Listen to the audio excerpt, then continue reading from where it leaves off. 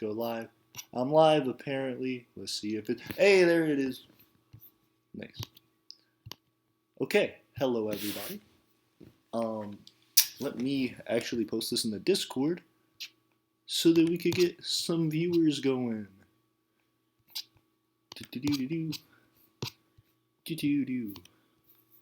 Where is the stream URL? There we go. Copy that shit. Oh, hey, there's people in there.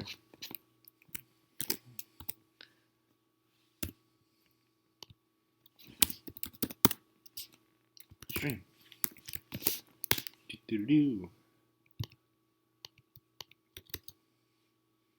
Control V. Command V. That one's better. Send now. Fuck it. Hey, there's people watching. What's going on, everybody? Today we are going to be talking. We got the Buckeye Republic. We got Joshua Forget. He can't remember anything. It's really sad. Every time he gets on the stream, he just doesn't remember who he is. And we got the Kingdom of Sagin. What's going on, everybody? Today, one of the things that I wanted to talk about, in particular, with Ryan. Ryan's into politics. He's a pretty informed guy. I wouldn't say that.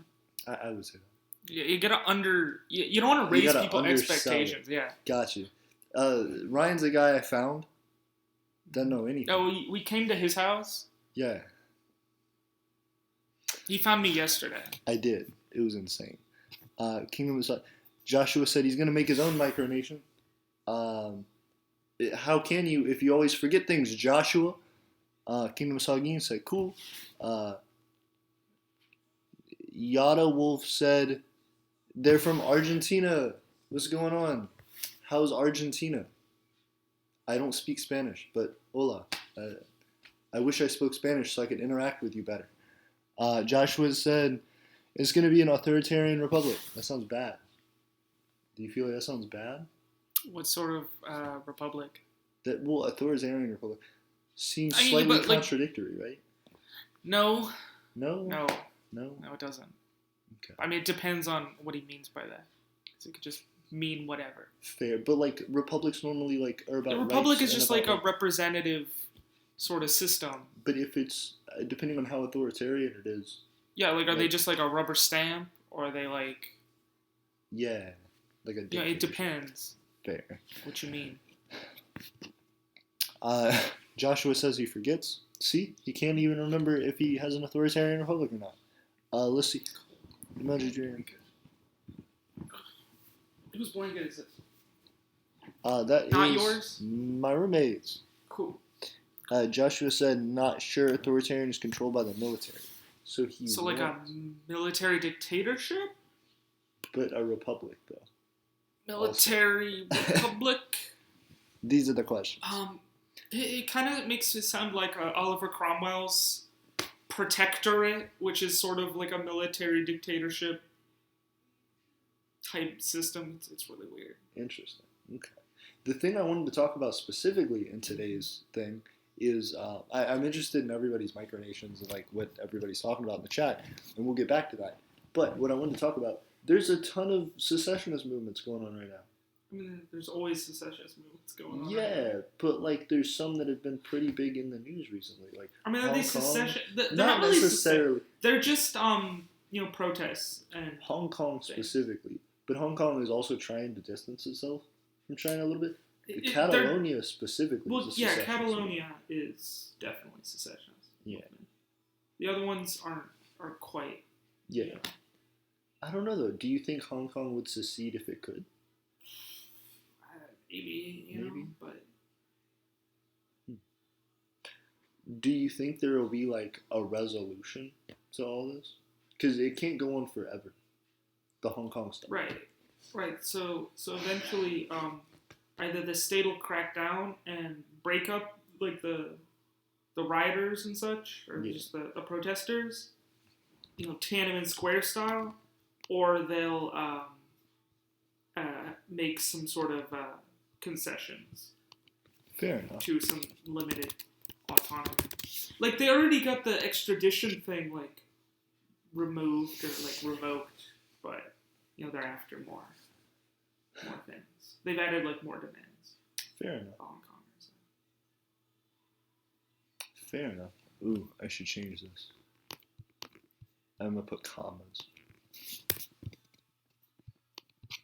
There we go. Update it. No, but so,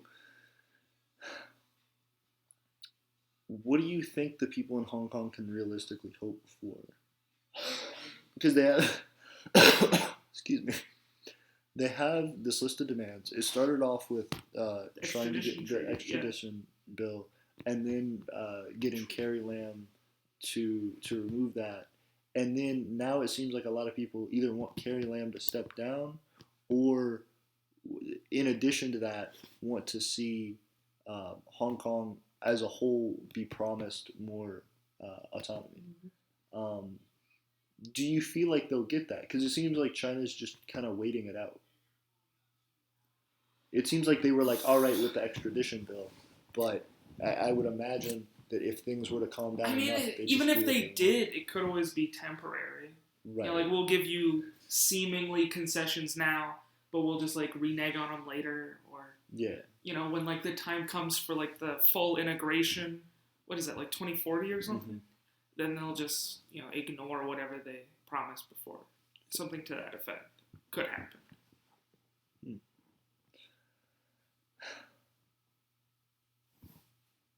Do you think it's going to make a lot of people leave Hong Kong?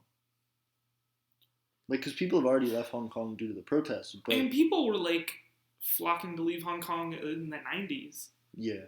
Like, I have 1 million people like went to Canada and such. Really? To Canada specifically? Yeah. Like, you know, you had a large, you know, Canadian population like the West Coast. Fair enough. I've heard. We got 7 people. Oh, we got 9 people in viewing. What's going on, guys? Please make sure to like and let us know how you're doing. We got 3 likes and 9 viewers. I think we could get it up to 9. We got 4 likes. We're getting up there. Let's check in the live chat. So, Kingdom of Sagin said, "Hail Somaliland." I don't know. Do you ascribe to Somaliland? I don't know much about Somaliland, other than they're trying to establish some order in Somalia. But so Somaliland is like a functioning state in all but actual international recognition. Mm-hmm. Like they have like a government and currency and all sorts of things, mm-hmm. and they have a sort of de facto recognition, like control of their territory. Mm-hmm. Is that through democratic means? Is that through sort of a grab for power? Is that? I'm not quite sure on the specific structure of Somaliland's government, but I don't think it's any like weird military dictatorship type. Gotcha. I think it's relatively fine. Okay. I just didn't know if there was like a main like figurehead, or if it was like just sort of a community that formed because you just need something relatively stable for people to trade and to kind of live in the area. So, more stuff. Okay. United Provinces of Natlin is here. Hey, what's going on, Natlin? Joshua Forget said, oh, I guess he forgot something again. Kingdom of Sagin said, oi, because Kingdom of Sagin doesn't forget. He's just saying, what's up? Buckeye Republic said, hey, Natlin. Everybody's hanging out with each other.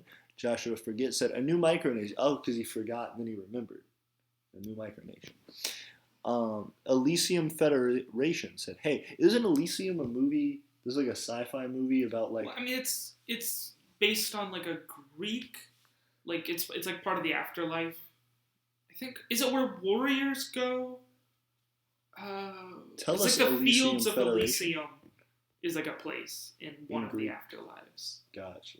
And that's where you get the name from the movie, and where that name is probably also inspired from. Interesting. Are you inspired by the movie, or are you inspired by the Greek name? I think it's Greek. Okay. Hit us up. Let us know what you're all about, Elysium. Because like the Greco-Roman connections, like a lot of it's just copied, changed the names. I don't know if that's like a Greek or Roman. Fair enough. Name. Just when I read it, I was surprised. I was like, ooh, I heard that. I think that's like a movie about a lot of like class differences and things like that, about like elitism. I'd be like, I wouldn't call like my thing parts of it, like the end, I think. Yeah. I just know like general plot synopses. I haven't watched it, but Joshua Forget said, I'm gonna subscribe. Thank you. Please do. We are at almost 460. So if you subscribe and if one other person subscribes, we'll be at 460 and we're close to 500. I'm really excited about 500. That's like our halfway milestone to 1,000. Once we get to 1,000, then we have the ability to get monetization, so long as we have like a certain amount of viewership as well, like how many watched hours or whatever we have. And if we can do all that, please check the video resolution. Oh no, it's bad, but that's all right. So the difficulty with that is once we get 1,000 subscribers, we can start to make a little bit of money from the channel, which I can put back into the channel, and which can help us to grow and sort of expand our message. So definitely help us out. It means a lot. So Joshua Forget said also, can you drop a link to your Discord? Yeah, I got you, my guy. We can always do that for you here. I used to ask other people to do it, but it's not that hard to do, especially on my laptop, because I can just switch over to another tab real quick and throw it in there. So yeah, I got you, no problem. Here is the Discord link. I don't know if anybody else had posted one, but there you go. Okay. Oh, you're in the Discord now. Oh, well, I already threw you a link. Okay, nice. Fair Cookie said, you're back. Hey, what's going on? Kepler, how are you? Republic of Gaia said, oh, hello. Hello. Chloe, who runs the Republic of Gaia, said, you look snug. I mean, that's Are you snugged up? the intention to try and I get you. stay warm, I guess. Are you cold? It just, like, it's not, like unbearable right now. I get you. Not like yesterday. Well, I mean, it's still the same. Like, it's warmer today, or tonight, Fair. by, like, 3 degrees or something than, like, yesterday. Isn't it, like, 20? Yesterday it was, like, 30, wasn't it? Yeah, yesterday was, like, 30. It was 35 when I checked. Or maybe 32. I was just thrown that you were wearing shorts. Yeah, I was wearing shorts. Cold outside. Well, it wasn't that cold outside. Like, it wasn't windy. Places, there wasn't any sort of, like, rain or snow or any, like, frost built up on people's windows. Yeah, but that's just cold. The water. The frost isn't on me. Like, solid. I think the coldest part might have actually been getting back into my car. Oh yeah, because it had just been sitting there, and then you had to like sit on the seat, and the seat's cold. Well, it's not even the seat. It's just like the cold air in the car. I get you. I guess maybe because you had like a bit warm in the car, yeah, and then just bought over it, and now it's like a cold car. And I was like, I get you. That's one of the things that I don't like about like leather seats. Leather seats are nice, but if it's cold, not the seat; it's the air in the car. I know. I was just making an additional comment. Emoji Dorito also posted a Discord link. Cool. So now we have a lot of Discord links. Flugon said, "What is upwards? This is your boy Flugon the 7th of Monkian and Nunaria." What's going on, Flugon? He seems intent on letting us know where he's from. Joshua Forget says, "I'm in the Discord now." Yep. Fair Cookie says, "Somalia land." Yeah, that place. Joshua Forget said, "I need you to change my name. It's a legit meme." I need to change my name. It's a legit meme. Yeah, maybe. What would you change it to?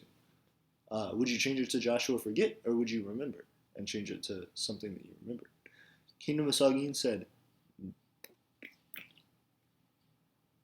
in FDL, how would you pronounce in FDL? Like, how would you say that as one thing? Nuftel? Why would you? Like, couldn't you just acronym? You know, like you say don't have in to FDL. try to make it into like a weird like phonetic word thing. Why not? Because not all acronyms work that way. But it makes it fun. Like CIA, you just spell it out. Or you call it Chia. No. Or Sia.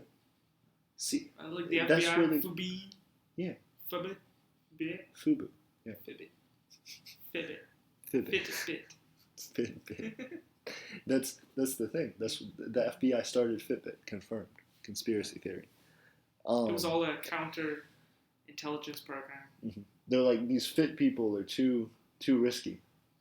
You keep an eye on. Yeah, people doing parkour and shit. We can't have that. Kingdom of Sagin said that. Joshua Forget said, "I put my name and forget saying I forget." What? I just put my name and forget saying I forget. Well, then please remember. Also, we got 5 likes. Let's get that shit up to 9. I see y'all out here. What is good?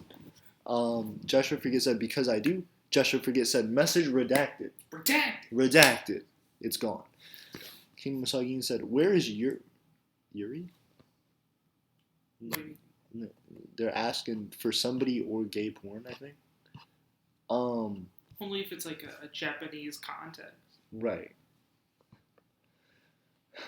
Flugon said, as in our goddess of wisdom. And then Kingdom of Sagin said no. Dalek said totally not Natlan. United Provinces of Natlan said message redacted. Messages are getting redacted. Why are they getting redacted? Because you can just click the thing and redact your own messages. But don't. It's a fun thing to do. Don't redact your message. Yuri is in girls who smooch other girls. It can be. You got these three angry faces. Republic of Gaia. What's going on? I thought you'd be down to clown. Oh, it's triumph faces. I didn't know they were considered triumph faces. In the context of talking about Hong Kong various revolutions, there's this podcast episode about this that I'd recommend. Okay. It's the Behind the Bastards, episode 92, titled "The World is Burning: Your Guide to the Current Uprisings." Damn. It's about 58 minutes. It's Robert Evans going through the various regions and revolts and describing them and doing a better job than we ever could. Fair. Is it all based around Hong Kong specifically? No, he talks like he has other interviews and such from like Chile and Lebanon. Fair. That's interesting. What do you think? Do you think there's a particular reason a lot of that's going on right now? Like, some of it is inspired by Hong Kong. Like there's like a resonance going on. Like people in Catalonia are like being inspired and like they're sort of connecting each other. Absolutely. Do you think there's a lot of like crosstalk between these people? Do you think any of them are like directly connected? I mean, maybe they can be. You know, like Robert Evans' friends in these places communicate. Because one of the key things is using the internet, like social media, to get the word out about like what the goals are and you know why everyone should help and solidarity and stuff, and that's really important. Absolutely. I guess what I'm curious about then, with all of these different groups, because like something like Hong Kong might not have persisted without like international like scrutiny and such. Because China doesn't want to look bad, right? Like coming in Tiananmen Square style, just like killing everyone, right? Because that's like what happened in Lebanon. Is once you have this sort of mass protest of like millions of people, you can't like actually just go and like kill them all, right? To break it up, because it's like too large, and you'd have too much like international backlash. And then that's also something that creates a weird situation for their allies, because their allies can't help them against their own people. Like it just doesn't. You can't. Because I mean, well, so that's a weird thing. Both Russia and China are pretty well known for their abilities to do like to do things over the internet, to do a lot of hacking and to get into a lot of specific circles in the internet. And the thing that I'm curious about is why there's not a more prevalent, why that isn't being brought up in the context of these Hong Kong protests. Well, what that made me think of is that some of these things are like decentralized.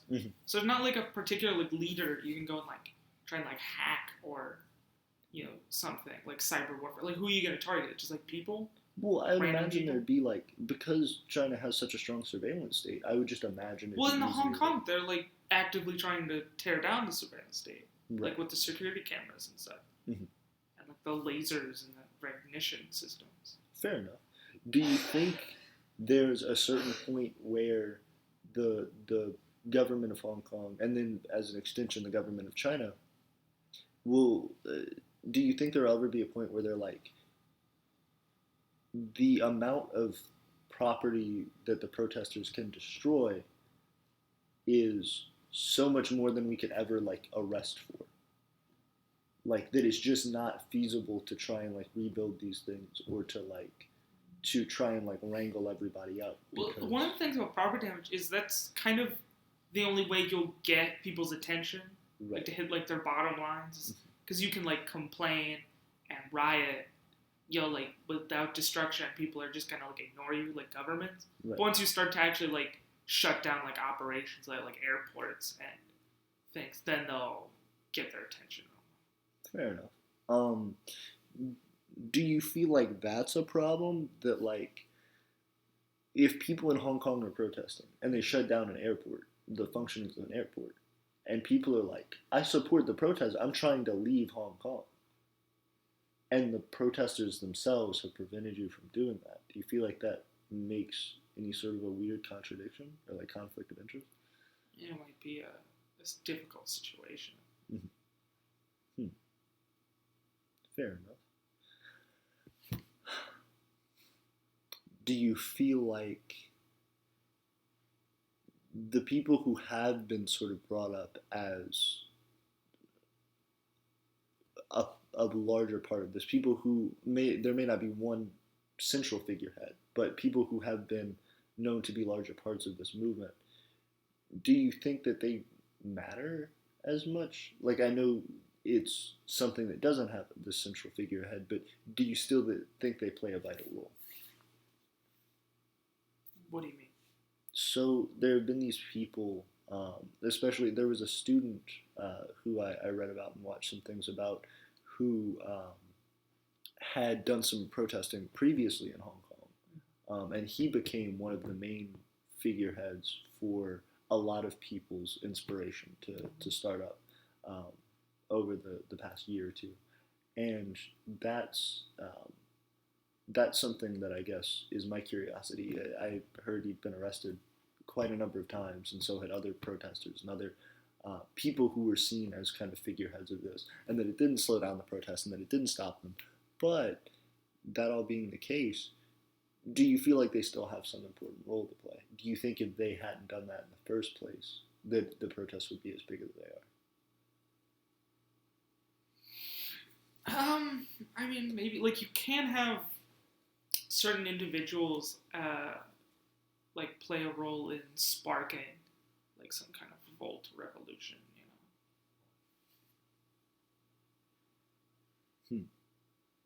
Fair enough. But I guess specifically in these, like, do you think it would have been as big without them? Fair.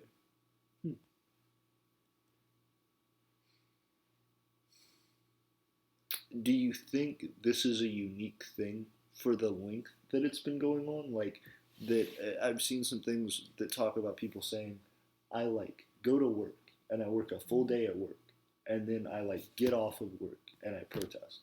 And then I have friends who work different shifts than me and we live together, and they'll protest when I'm not protesting, and I'll work while they're protesting, and then they'll work. It certainly seems like there's more of an effort to not let it die out, like without some kind of gain. Sure. To keep it sustained, a protest. Absolutely. It's sort of interesting that some of them have. Some revolts and such have been quashed already. In like Iraq, they were like gunning down crowds of people. Wow.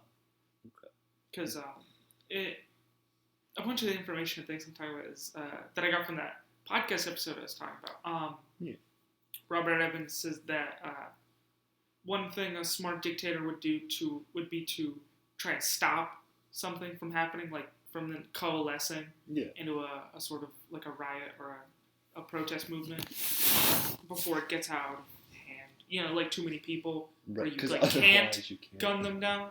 If you just keep them from organizing, then you can stay in power. Absolutely. But I guess at what point do you feel like a dictator should recognize that, or like an authoritarian government should recognize that? Because if it's a small enough protest, I mean, if you just kill people, then it's like, well, they weren't doing that much. It's kind of a harsh thing.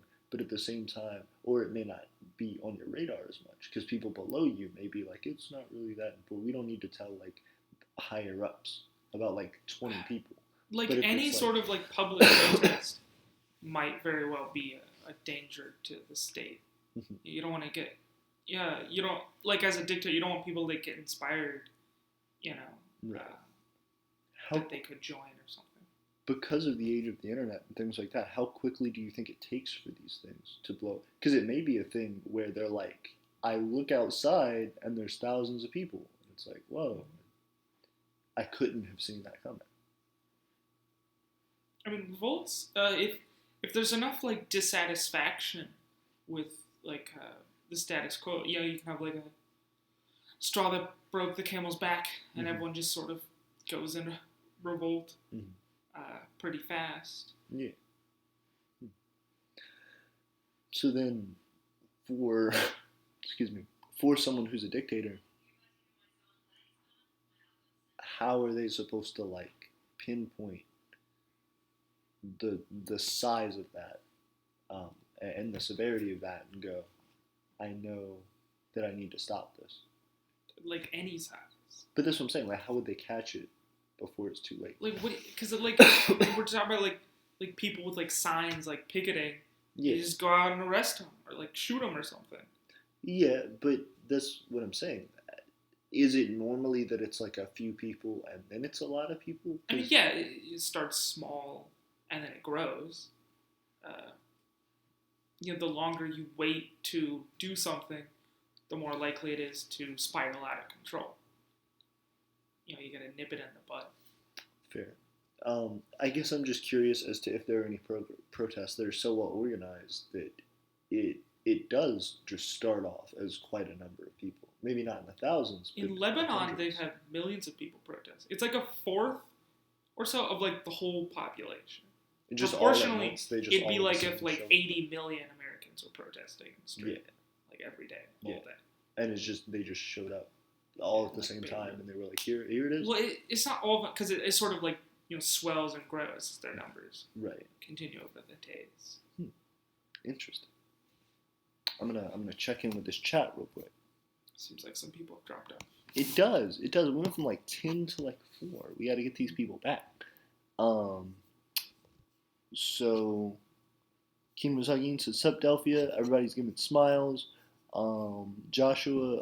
Oh my goodness. Everybody's jumping around. Okay. There's a lot. There's a lot that's been going on. Check Discord DMs, said United Provinces of Natlan. Somebody sent me a thing.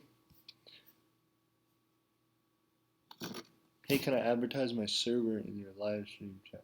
Say how. Sure, yeah, absolutely. Not a problem.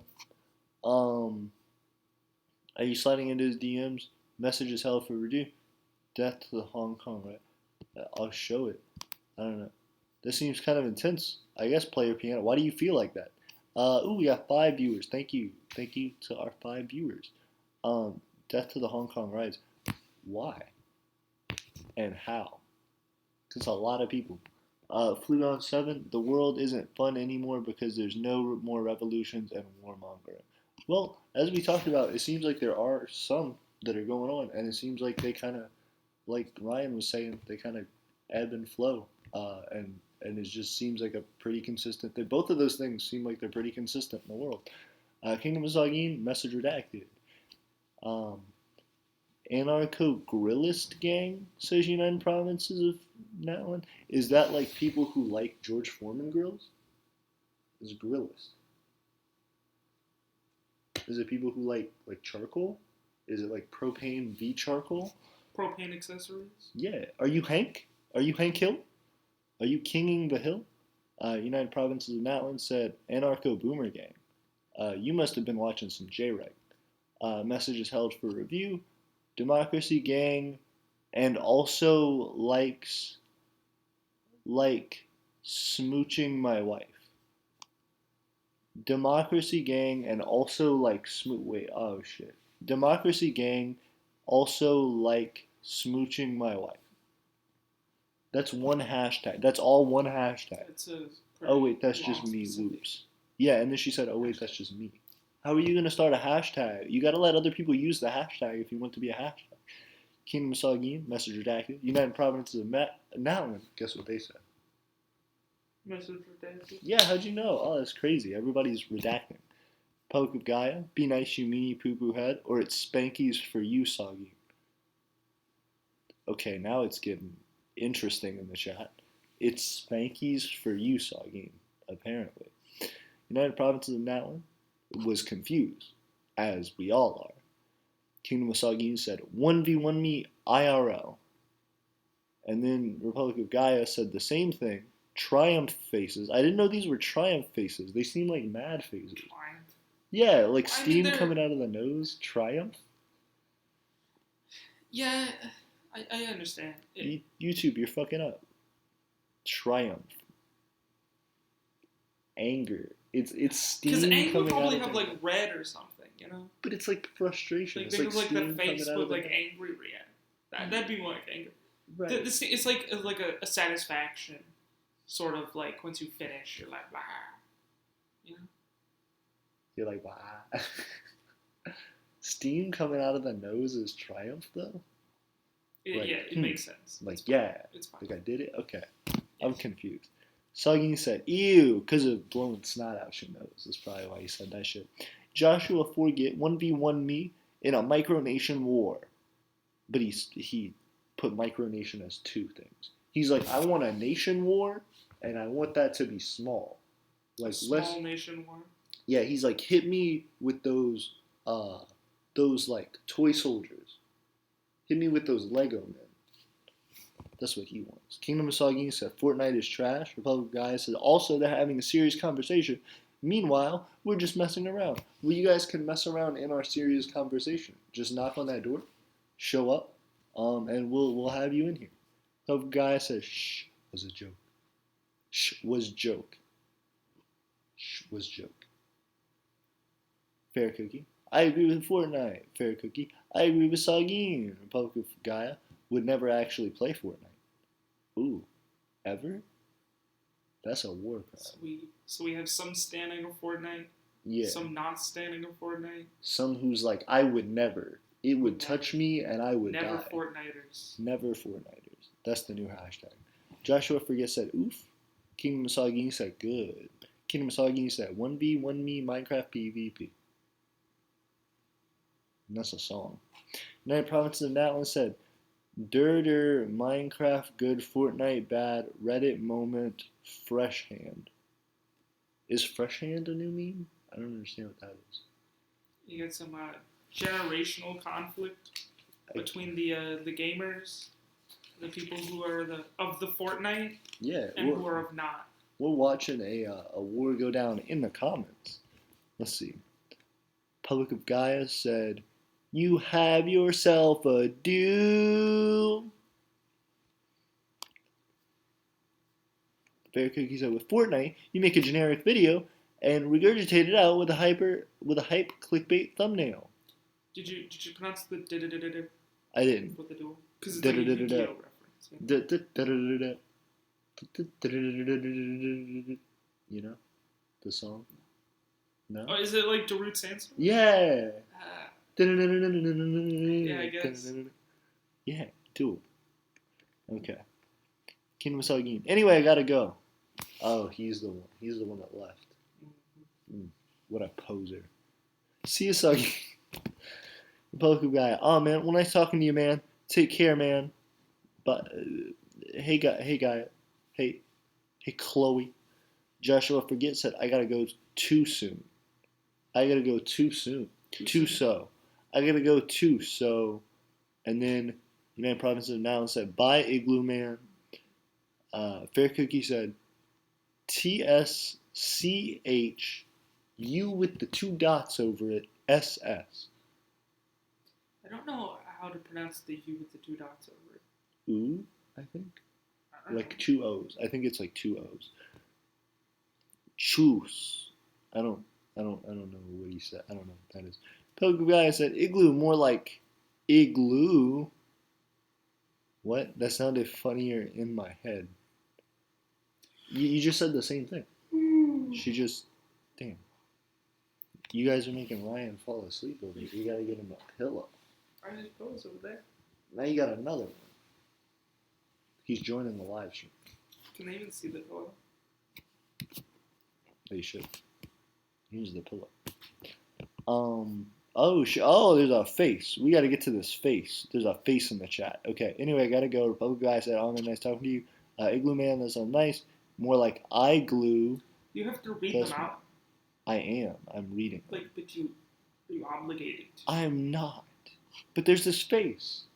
Yeah.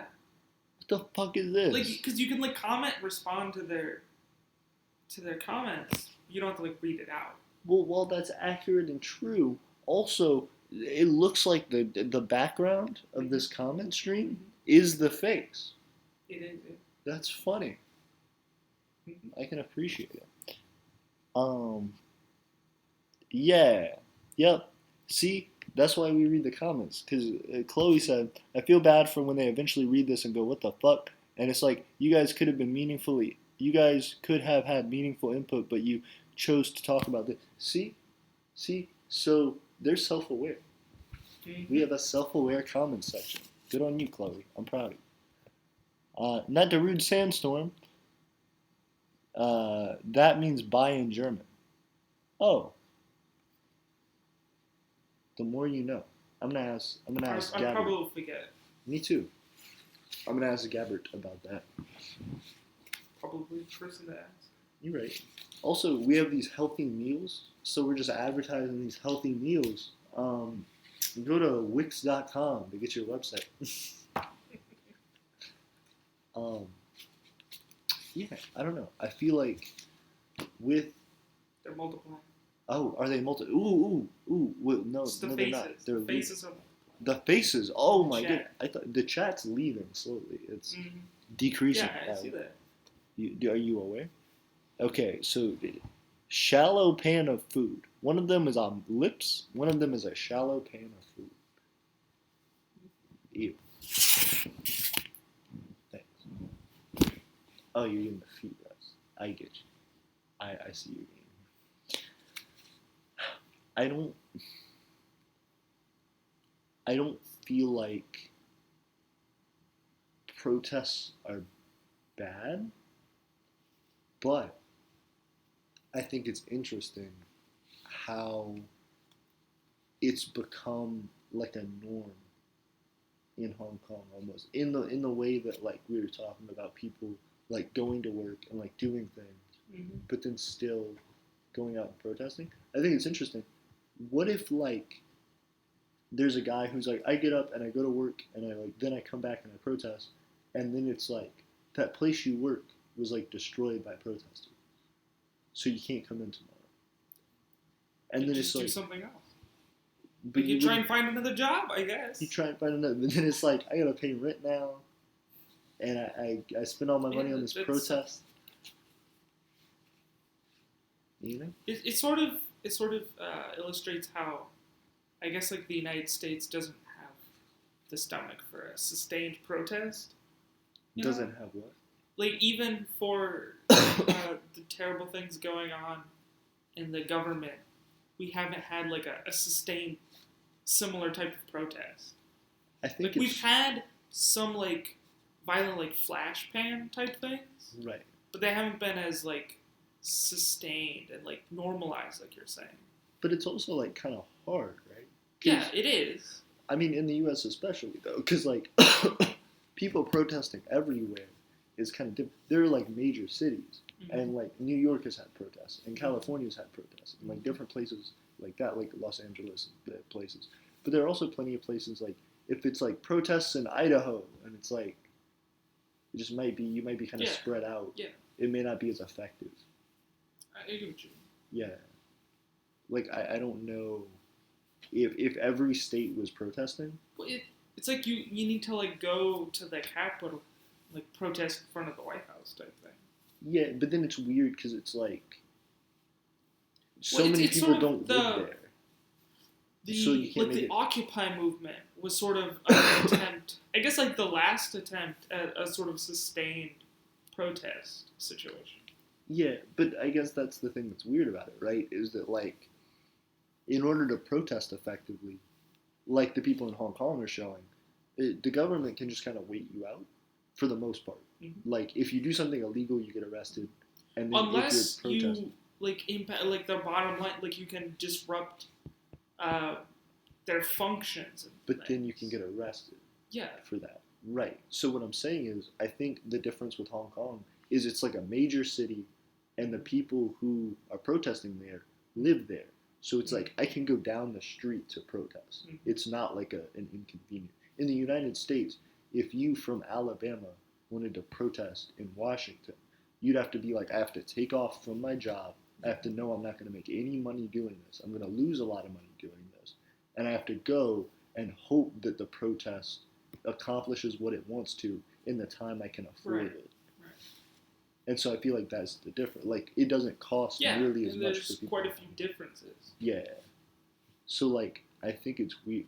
Do you think the U.S. will ever have like a long-term like sustained protest? Conditions would have to be, because like conditions in the United States, they're not good, but it's odd. Maybe like if we have another like major recession type thing, you might see some sort of. I think that happening. would be interesting. Like a great if like a Great Depression happened, and there were like there's already quite a homeless epidemic in the U.S. But if that were even further exacerbated, I would be interested to see if people just like on foot migrated to the capital, and it's like you have to deal with us. Like we don't have anywhere to go. We're just gonna be there all the time, and you'll never get. There's just gonna be a more and more influx of people you can't take care of, and that would be a fairly effective protest because it's like you'd have to lose everything in your life. But that would be a fair attempt, right? Because you wouldn't necessarily have to leave because you're like I have nothing to go back to, and you're also like it's getting in the way. Reminds me a bit of the soldier pension protests. I haven't heard about that. Could you inform me? In as short as I can. So in like after World War One. While you do that, I'm gonna go grab a drink, but I'm listening to you. After World War One, you had like a bunch of soldiers and such, and they had like their soldier pensions. But then once the Great Depression hits, the government stopped paying them their pensions, or were getting like cut. So they all like massed and all marched up to DC. Was it specifically like? It was like all ex-soldiers, or was it like? It's like veterans. All of them. Injured. Yeah. And then they had the current military put them down. Really? Or like disperse them.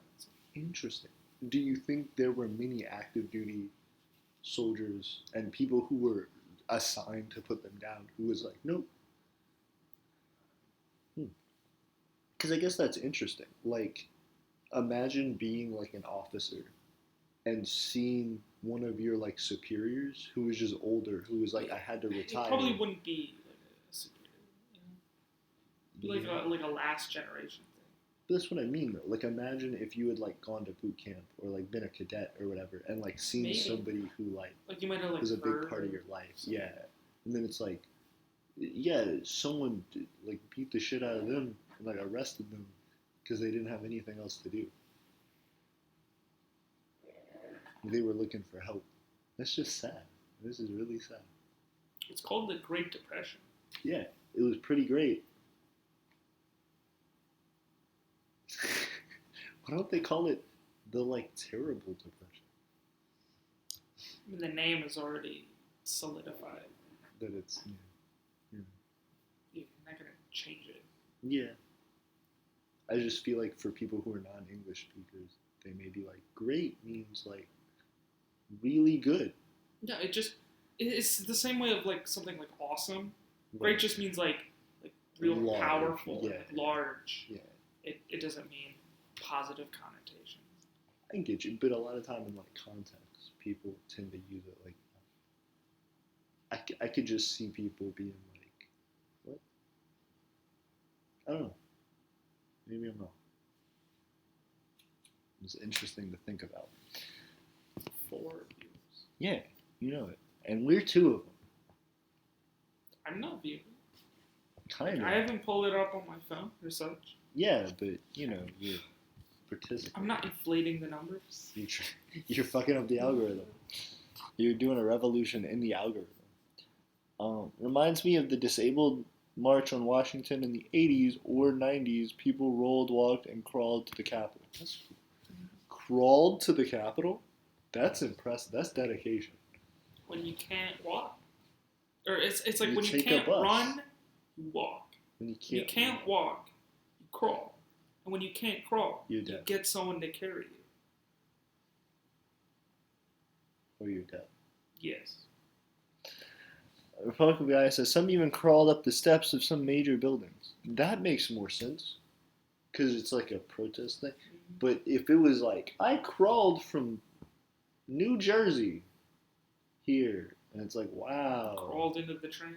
Holy shit. No, you're like, I Forrest Gumped it on my hands. United Provinces of Maryland, Joe Swanson protests be like, oh, I get it. Family Guy references. Joe Swanson. Disabled police officer. Hilarious. Joshua Forget said, they have announced myself in the Discord. Nice. I'm glad. Poke Guy says something like that. I'm blanking in the details, but I remember seeing photos of activists going up steps. That's pretty cool. I'd have to look into that more. I'm just not well versed in the history of protests in the U.S. United Provinces of Maryland said, my Discord server. Joshua Forget, you have a Discord server? And then he said, yep. And then he said, oh. The Republican guy said it was to protest the lack of disabled rights and so on, especially in terms of employments, but also general rights. Was that like to give more special definitions and more access to people with disabilities? Was it for things like specific social services, or was it to provide things like general awarenesses and practices for businesses and government buildings and things like that to regulate, like making sure that there are ramps for people with wheelchairs and things like that, or specific bathroom stalls and things like that. Joshua Forget said, at United Province of Maryland, DM me, yeah, a Discord link. Yeah, they only crawled for so long, lol. I doubt it was from state to state. Fair enough. I don't know. What do you think the ideal protest is? Like the one that would be the most effective? Ideal protest, because ideally you wouldn't have to protest. But I mean, in the sense of if you have to protest, what is the most effective way? Depends on the circumstance. Like if you're like what country you're in. If like a sort of property damage protest will get like the most attention or be the most effective, or if you can do like a non-violent protest type thing, you know, because it can depend, and like of which can get you more sympathy, support in like an immediate way or such. Fair enough.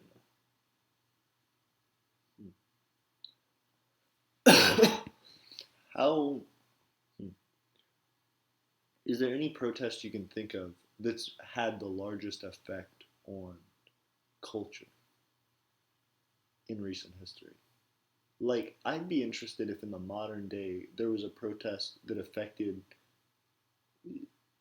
things like entertainment, in the sense that, like, imagine if like 80% of YouTubers, like just about every like famous YouTuber, like people in the media, like it essentially all forms of like entertainment and things we're not going to do it. Well, I mean, YouTubers should create a YouTuber union, right? So that they could go on strike, right? You know, probably be hard to do, but you know they should. Fair enough. Organize something like that. Yeah. I mean, several like protests and things can like affect like levels of government, which can affect culture and things. Fair enough. But at the same time, I don't know. I feel like YouTubers a lot of the time, especially ones that are larger and make more money, would probably want to see themselves more as independent businesses.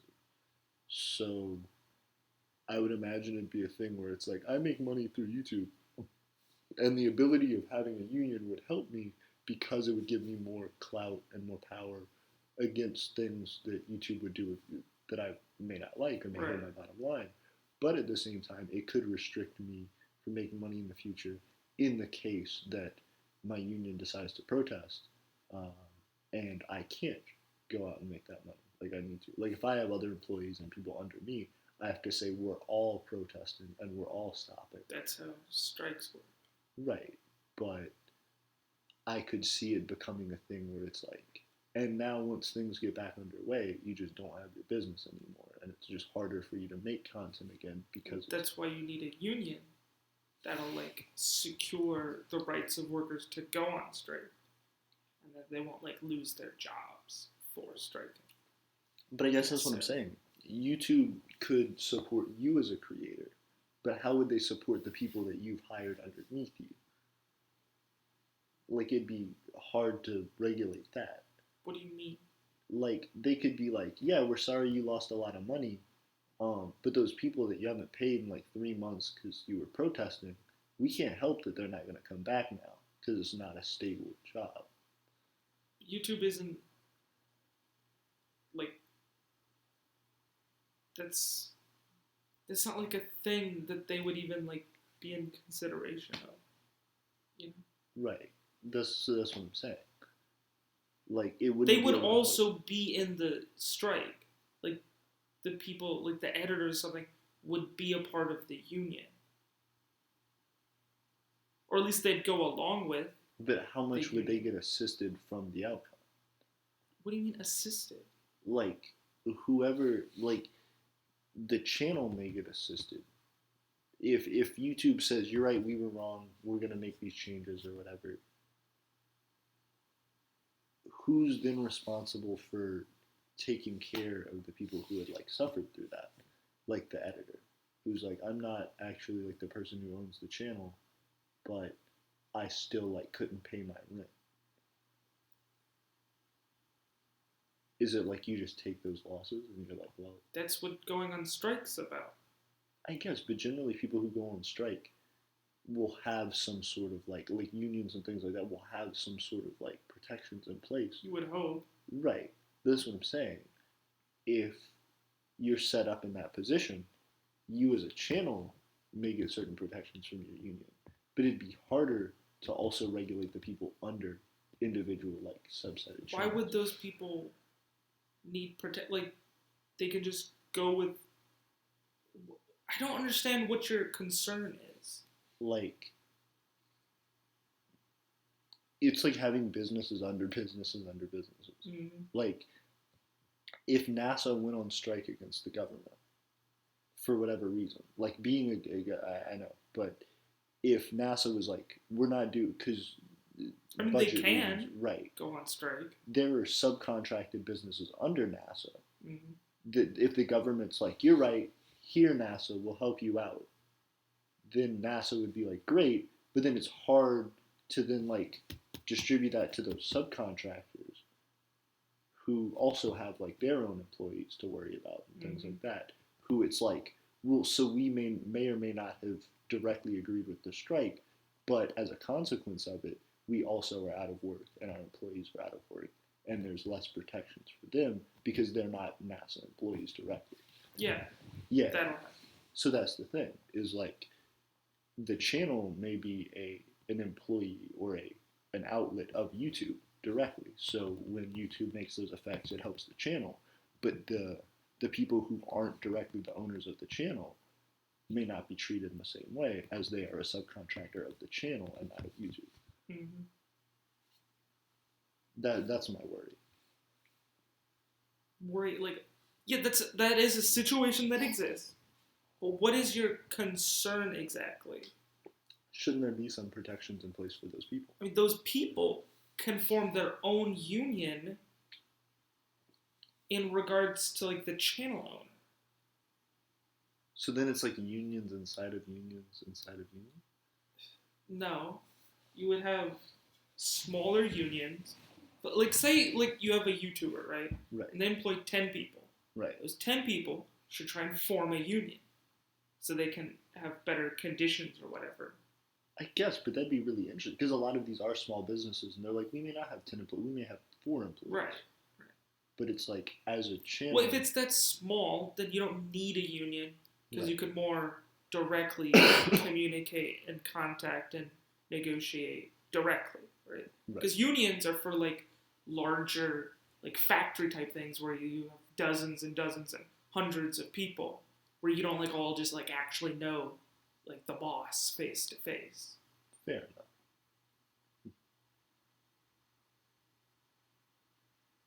That's happening. So you could have both.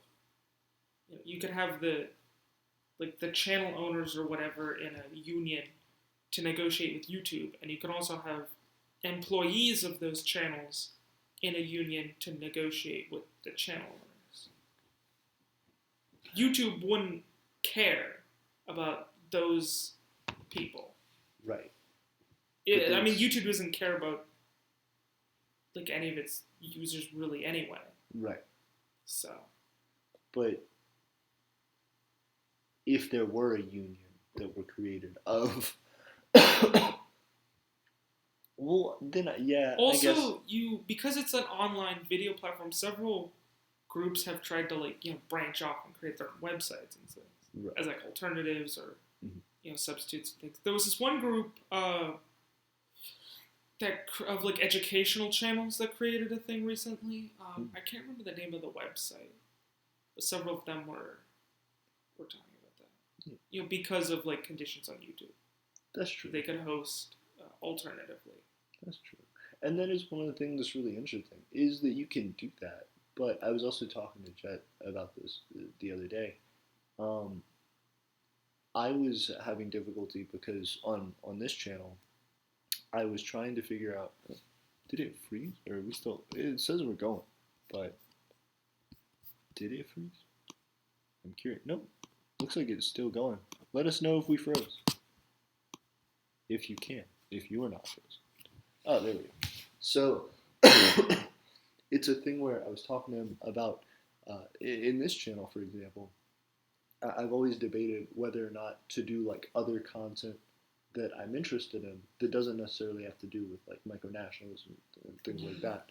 And essentially, his advice and the conclusion that he came to was it's always better to have all of the things in one place if you can, because it creates the most amount of traffic. Right. And then for the same thing, I would imagine pulling away from YouTube isn't a bad thing because you're like, I'm trying to create more security, but at the same time you have to know that there's going to be a significant drop-off in the amount of success that you can pull by trying to drive people away from something they would have been at. Once you have enough popularity, you can try and spin off things to like a secondary channel.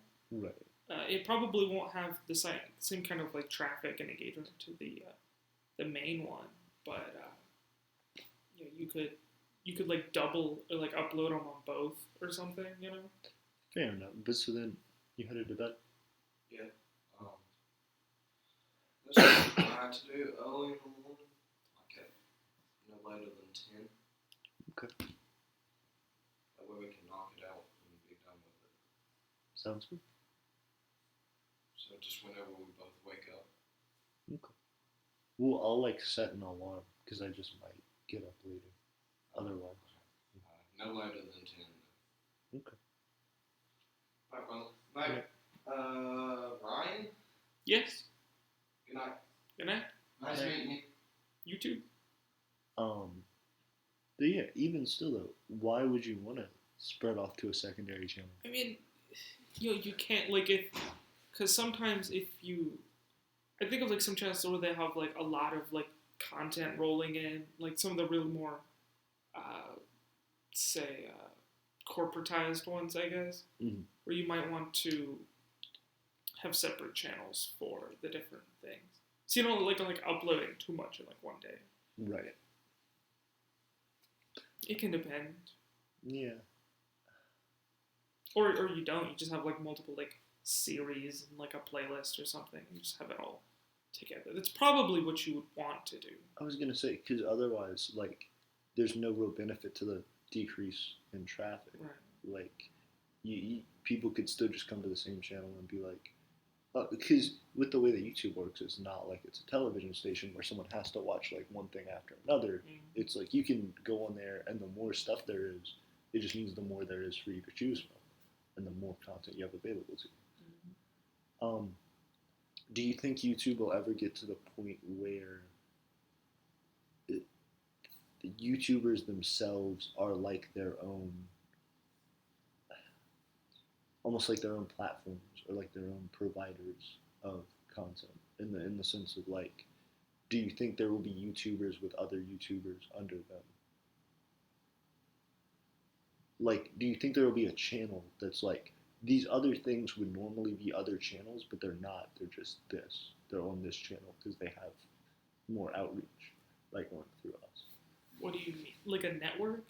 Because they have those. Yes. They used to have those. Yeah. And you have several like things where they'll like sort of like a coalition or something. But essentially all on one channel. I mean, you can. Yeah. Do you think that will eventually happen? Because it would just seem like that'd be the best way to like maximize. It depends on like what the sort of channel is.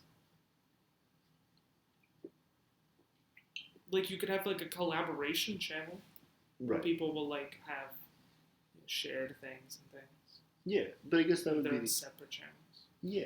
But I guess that's what I mean. Like a channel that's effectively like the Walmart of channels. Like there's just a lot of different stuff here.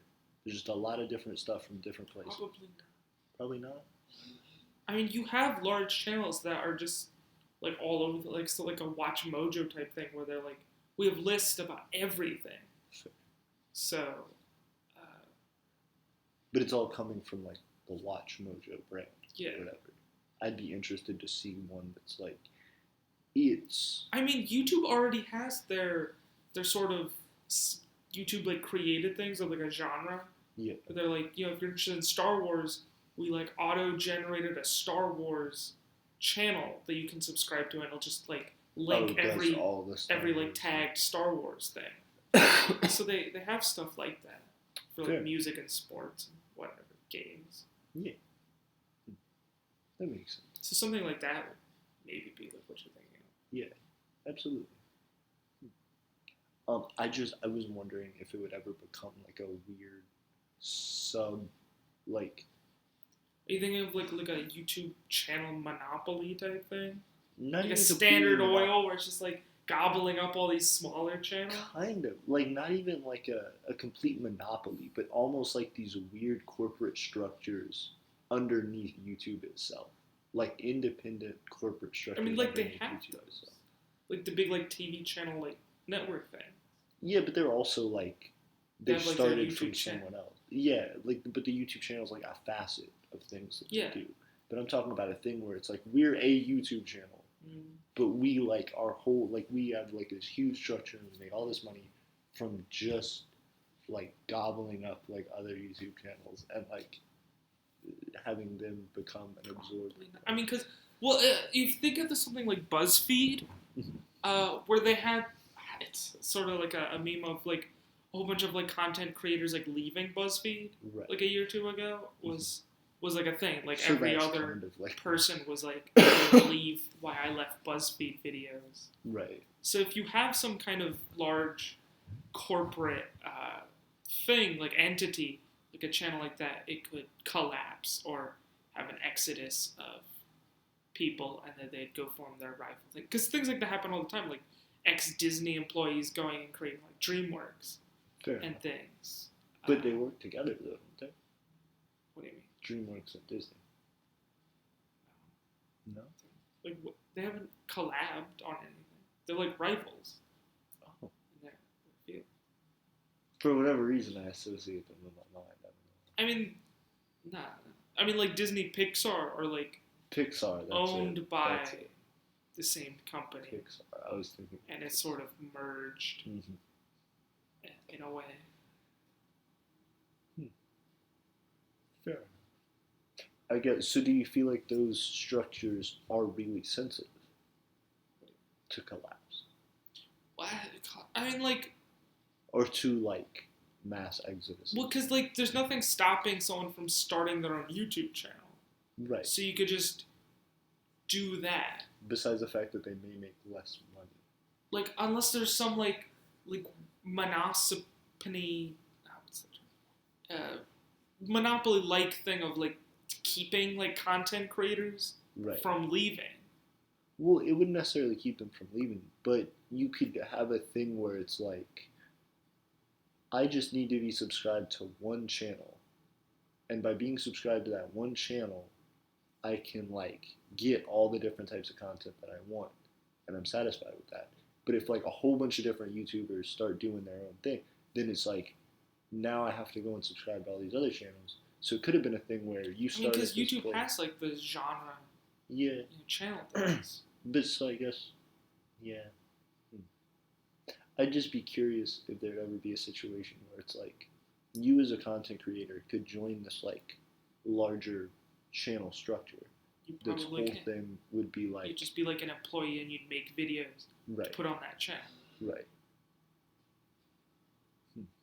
Fair enough. Or like you have like a series for that. Yeah. Something like a crash course or like BuzzFeed or something. Yeah. Do you feel like those are bad things? Not really. Like it depends on the kind of content. Like is like this big super chat, like is it like good videos, or is it just like the like insipid kind of like trash, like BuzzFeed Watch Mojo things? Do you feel like some of those large kind of corporate channels can just kind of be or fill that niche? Well, I was gonna say, do you think they kind of evolve into that? I mean, like, some of them were like always like that. Like Watch Mojo is like we were always just like lists and shit. But I think there are other ones that also like evolve into that because it's more profitable. Like for example, there was like one video is just talking about like the kind of like evolutions of a channel. Some channels, kind of like the pop culture detective that show, where they'll just like leave early videos up. Right. They don't like delete them. So you have things like Vsauce is interesting in its kind of evolution. So you have like this sort of like clickbaity type things to sort of more like intricate like clickbait various series and things to like the sort of mainstream what everyone might know as like the Vsauce, the edutainment type things, to graduating to like YouTube Red series, like high production things. Yeah. And so it has like an evolution. I guess what I'm curious about is channels like I forget what the video, but it was about Vsauce as like a case study in that of like when someone thinks of Vsauce, what Vsauce did they think of? The early stuff, like you know. I guess what I'm curious about though is channels like, for example, Smosh, where it was like it started out as like these two guys and they make like these videos, and then eventually it's like now they have like these employees, but they just make like effectively the same like branded videos that they may have made when their channel was at its inception, but isn't of the same value because it's just like the same. You can like sell a channel, or like give like control of like that Google account type thing. Right. You can have like some channels that have viral videos and such will be transferred around. Mm-hmm. Just because of that video. Yeah. They're like, I just want like there was one where they had like the Leroy Jenkins video. Oh, did that get sold? Well, I mean, someone like putting other videos on it. Yeah. Was it like Fred had his like he like gave away his channel to some group. Corporate. It's like some children's content thing. Oh. I mean, I don't know. Does he still like? No, he's not like associated with it. It's still like Fred, I think, in the title, but like it has nothing to do with him. That is interesting though. That it's like people who came there. Yeah. It's also like on things like Facebook. I've seen it before, where they'll have like these sort of just kind of like meme channels and such, where they'll like assemble like millions of subscribers and then like sell it to some whoever, and they just start putting like garbage ads. Yeah, I've seen a few channels that I was still like following or whatever. And it just like changes the name and everything. It's like a totally different thing, but it's just like now they have like the access to these millions of audience. You just sell out on the channel. Absolutely. unfollow a bunch of those channels. I guess, do you feel like... It's also because, like, you don't get, like, a notification that it's changed. Right. It's just, like, now you would just, like, notice. You might, and even with, like, how algorithms are, if you're not, like, actively engaging with that channel, you might, like, never know. Right. Because it'll just never show up on your feed. Do you think that can ever be used as, like, a really detrimental thing? Do you think, for example, like, we were talking about countries, like, being more into, like, hacking and, like, manipulation through use of the internet. Do you think there would ever be the goal of either a corporation or a government or something like that to be like, what we're going to do is we're going to, like, buy up all these really popular channels and not tell anybody, and, like, still effectively appear to make the same content, but slowly be introducing, like, falsities It's or, like like, already a thing. interesting.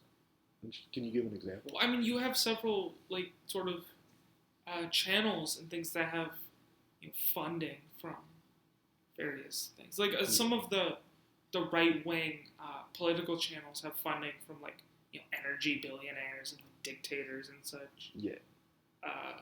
You know, they don't tell you or disclose it to, like, their audience.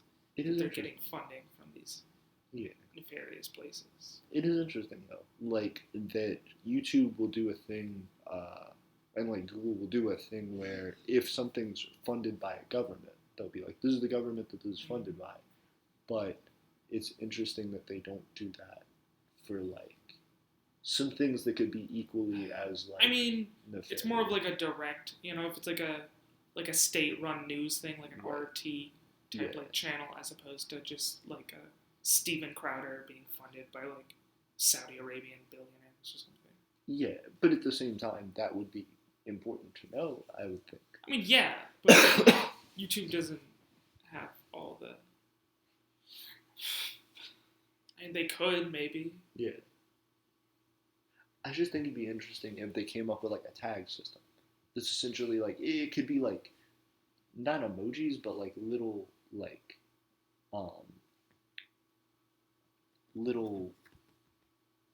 symbols, essentially. And it's just, like, whenever you click on the description of a video, like, it's going to be tagged with these little symbols that mean, like, what the source of content from each channel is. There are a few notifications for a few of the things, like Russia Today and, like, some of the Qatar news things that are like, this gets most of its funding from this state government. Right, that's what I was... And, like, in the same way that they have the little, like, climate change, global warming connection, or, like, Holocaust denial.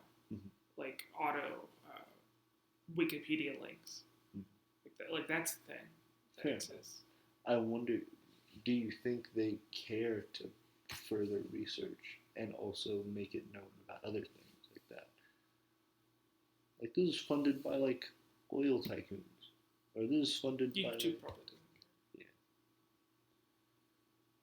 So then why do you think there was the urgency to do it for governments or for things Someone like probably that? complained.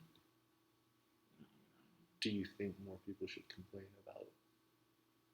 I mean, you can make it known. You can have, like, your own channel, be like, you know, Steven Crowder is funded by these people and such. You know, just make that public knowledge. I guess, like, but if like his Wikipedia page or something. Yeah. You know. But sometimes I think people don't always have the awareness to, like, look into it themselves. Yeah. But if it were to hit them, they'd be like, oh. Yeah, that happens a lot. Yeah.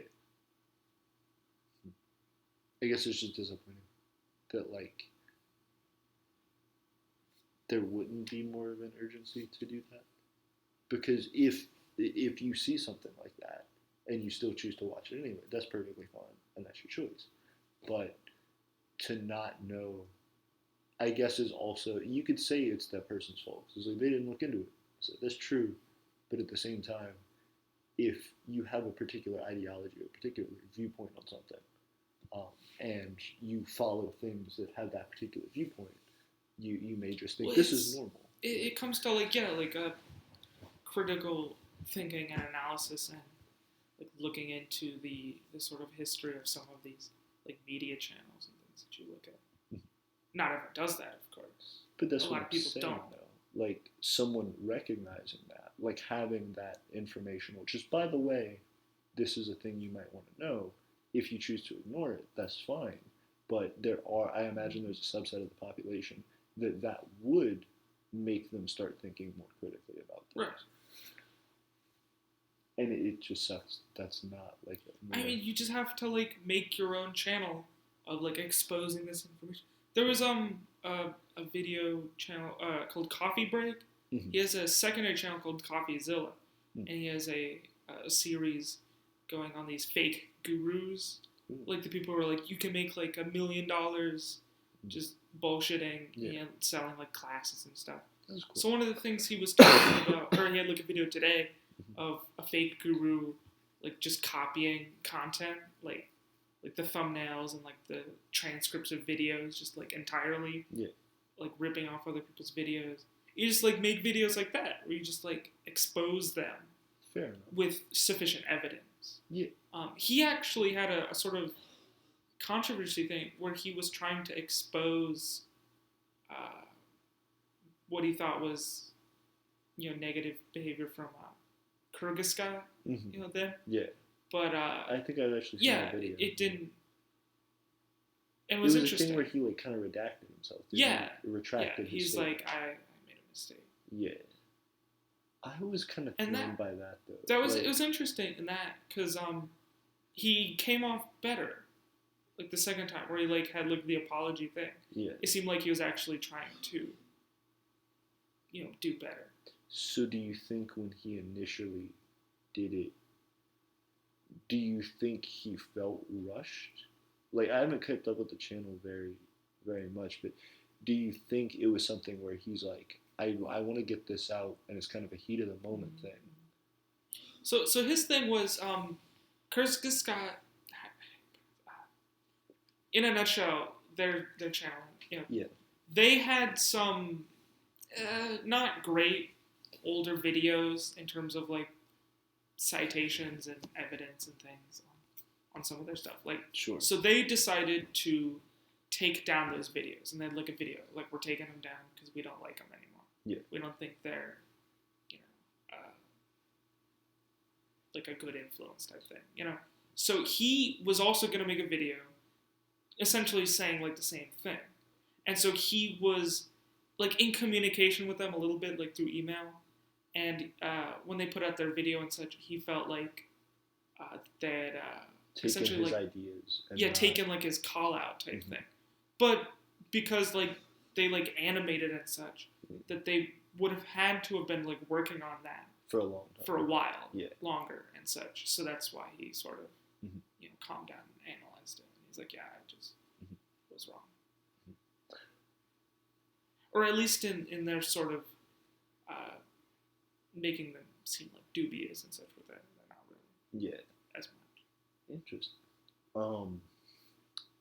Do you feel like those are maybe not Coffee Break, but do you feel like Kyrgyzstan is like a larger, like, do you feel like they could legitimately ever be doing anything like that is suspicious? Yeah. I mean, it does think of some of, if to think more critically on some of like their videos and such, of like where they're getting sources, or maybe not even like looking into it, but just being a bit more skeptical a bit. Absolutely. About that. Well, because a lot of channels seem to do a very similar thing. Like, not necessarily, like, when you were talking about Watch Mojo, not necessarily them, but that same sort of structure where they just present things as like a template. So they describe things as if they're facts without necessarily having like a ton of description of where they got that. Or if they do, it's like a very brief, like, it's sort of it's like of having like proper citations and things, right? Like journalistic integrity. There was a couple videos I was watching today. It was about like bad history. It was like these guys were having like these real bunk history books, and they essentially had like no real citations and just dubious things. It was essentially about a guy who was like the Chinese made it to America before Columbus and like colonized America. Yeah. Yeah, and it's like you didn't have any real thing.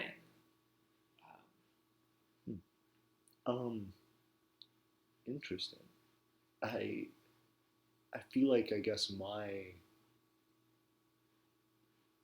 thing with that is with written reports and articles and things like that, it seems like you can always have people who are just not doing it on purpose, like who are purposely leaving things out or who just don't have enough evidence for their claims. But with something that's like a video format, do you think they would throw it under the guise can still of have citations and things like in the description, right, and like timestamps and all that, right? But if you know your audience probably won't be diving that heavily into it, do you feel like there is some moral obligation? Well, yeah, you have like journalistic integrity and things, or even just integrity to like cite citations, right? But to make it more apparent in your video that like, hey, we'll take all of this at face value. I mean, you can. Rare Earth is a channel that essentially has like an end card quote. It's like, don't take anything. Like for granted, like always like do your own research type thing. Like, don't listen to me. What do I know? You know? And I think that's respectable. I could also see channels arguing though that like for the purposes of entertainment, because this is a video format, that like we may not include things very directly, or may only like use a part of a quote or something like that that may make something look a certain way for the entertainment. I mean, like taking a quote out of context, right? Such, it's bad. However you do it, especially if you're trying to misrepresent. Yeah. But I guess where's the line between like nefarious and just like where at what point is it excusable and at what point is it not excusable? Like they should, like various large corporate media will like do that and things, and you probably should on some level avoid a lot of that. But they like lower their credibility and things. Right. But at the same time, if it doesn't really affect their viewership, should they care? It depends on what their goal is. Like, is it to have like accurate, like just the facts news, right?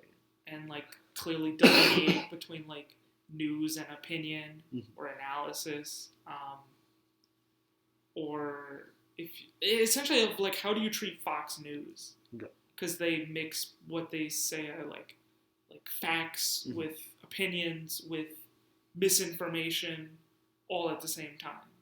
But at the same time, it's also like this house of cards, right? Because Fox News is like this huge conglomerate. So it's a thing where if they were to say, all of a sudden now we're changing our approach, we're going to be a lot more strict about what we say, we're going to be a lot more unbiased, that may cause them to lose a lot of money, which would mean that, and have to do things that constrain them a lot more, which would then mean that as a consequence, this thing that they built up to be very large, these people that may depend on them, now have to be sort of trimmed at the edges. Like if Fox News tried to have integrity, that would destroy them, something like that? I think it could cause them to like downsize a lot. Yeah, I think it'd be, and then they'd have to like let go of other things that like The Simpsons and things like that. That like it's like. Well, I mean that's already a separate thing.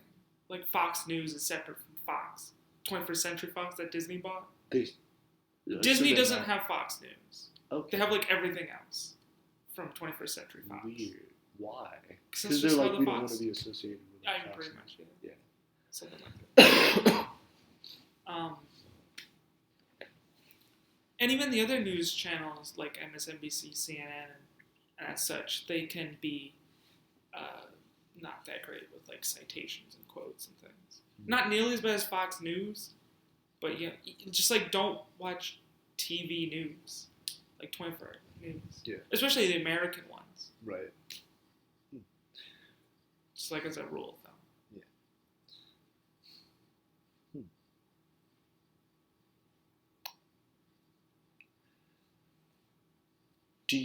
how much do you feel like there's a responsibility of content creators, whether it's these large companies or whether it's individuals on like YouTube or on the internet in general, to themselves try to inform people about critical thinking versus how much do you think it's the responsibility of individuals to do their own critical thinking if they're unaware of the fact, like What do you? Crash Course, their channel, they had a whole video about like media literacy and like the Right. internet, Mhm. like like delineating sources. I watched a couple videos of that. Mhm. It's like just do something like that. Fair. Yeah. They're taking it upon themselves to try and improve people's critical thinking capacity. But I guess for you as an individual, like philosophically, what do you feel like is your take on it? Do you feel like it's a more individualistic approach of like people should take it upon themselves to be well informed, and otherwise Yes. it's not these corporations' fault who may be like instituting. It's both. Like the corporations need journalistic integrity, Right. to like report about the truth, be Right. honest, and individuals also need critical thinking skills to parse what is like true and what is like abject propaganda. Do you feel like it's someone's fault if they're ignorant of that as a thing? Like It can be if there's one thing about like ignorance and then like denial. Like once you actually tell them, right. like Fox News is mostly propaganda. Yeah. If they keep watching it, then there's probably something wrong with them. But at the same time, there's something to be said for everybody's like biases, right? So like if someone were to tell you, if someone who is like a fascist were to tell you a thing that like supported their ideology, and you're like, that supports your ideology, which I am against, you would also have to take into account your own biases against their ideology for saying that, right? But you may not always like interpret your own. You may not have like the metacognitive awareness to be like, I know that I also have this bias, which is preconceived. So An anti-fascist bias. Right. Anyone who can probably recognize fascists probably has enough metacognition to like, yeah.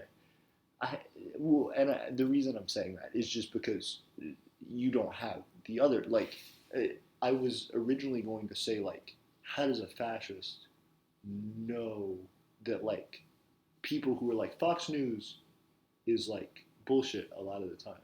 And it's just to fuel their own opinionated subsystem. They would be like, you're just saying that because you don't like people who are reporting what I believe and like the things that so I was trying to flip.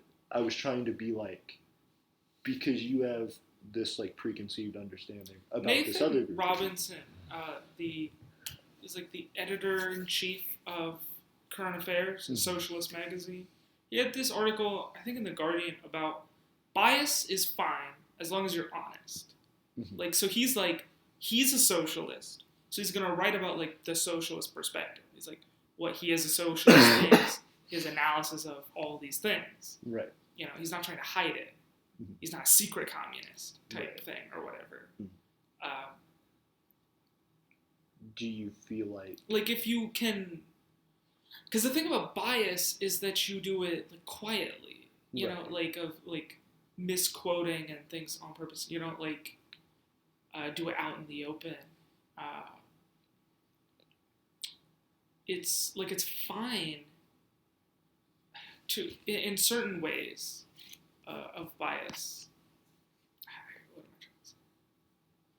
Like, because some fascists won't be open fascists. They'll be like hiding their power levels type thing. Right. So those people you should be wary of, as well as the open fascists. Fair enough. But I guess, do you feel like there are other people who just get into power in these in these media platforms who themselves are not necessarily aware of their own biases, and what they are spewing is propaganda. Like, that they're just wholeheartedly bought into it, and it's like, I wouldn't know. Well, like, they know, of course, but that it's propaganda. Do they, though? Like, that's what I'm saying. Like, do you think there are people who are like, I am at the top of true believers or something? Yeah, and they're just like, I wouldn't know the difference. Yeah, probably. So then is that person's fault? Because it's like you're actively spreading this propaganda, which can be like spreading misinformation and like becoming an issue in society. But at the same time, you're not capable. Well, you may be capable of it, but you haven't run into enough scenarios which would open your eyes to that sort of critical thinking to give you the understanding that you need to look deeper into it. So you're like, is it propagandists' fault that they don't know that they're propagandizing? If they don't know, yes. Yeah, it's their fault. You should know what you're doing. Agreed, but I mean, like, I don't know. I guess it's the idea of like some grifters don't comprehend like the magnitude of like their impact on society sometimes. But yeah, that's their fault. But like in a similar way, like with like a Horton hears a who analogy. Imagine if like you were walking along, and all of a sudden one day somebody told you like, "Hey, for the last 20 years of your life, every time you've taken a step, you've like wiped out societies. Like there are like whole species that have been under your feet that you just eradicated. That's your fault." And you're like, "I didn't know. I could not have known." It's like, that's your fault. Is it? Yeah, it still be your fault. But you're just living. Yeah. It can be both. It depends on what they do. But you weren't like maliciously like, yeah. Yeah. So I mean, that's like how crimes are delineated between like, malicious intent and like just like premeditation. Yeah. Fair enough. Like you're not like going out stomping more to kill more people. Right. I mean, some people might. It depends. Yeah. I don't know. I just feel like there should be a greater concerted effort to make people aware of that before they would get into positions like that. You know what I mean? Yeah. Education is important. Yeah. But like, so then why don't companies like YouTube and things like that just go that extra step to be like, and by the way, like, we're in a position where these people who do report that information to us, and we like have the ability to see their like relatively their financial stuff which flows through us. Like, by the way, this is going on. I mean, it depends on like what you mean. Like we were talking about how are they gonna put like a flag on like CNN has like biases, Yeah, and it may not even be a thing that it's like you have to like put a flashing light and like a whole bunch of stuff, but just like in the corner, like, hey, by the way, click here if you want to see like the thing. I mean, yeah, you can. Yeah. If you know, but it's sometimes like you don't know, or you don't care, or like it doesn't matter. Yeah, but at least if it's in front of your eyes, then and it's also like YouTube would have to have like an actual person go and like create a whole new like investigative journalism type thing of like who's like funding this thing. Yeah, but they can also do that as like internal investigations. Like that's more than they care to do. But why wouldn't they? Because they don't care about journalistic integrity with their platform. Like there's like fascists creating like white nationalist propaganda on their website. Well, and that's the thing. And they don't care to really try and remove it well. Well, sure, but you could be like, I feel like there's a difference between like, I I feel like there's a difference between like I created a platform and I want everybody who wants to be on the platform to be able to be represented, and like I don't care whether people really know the full details of this. Because like if you choose to like drink or like do drugs or whatever, there's a difference between being like I'm educating you about this, and if you choose to make that choice on your own, that's your choice, versus like not telling you that shit will kill you.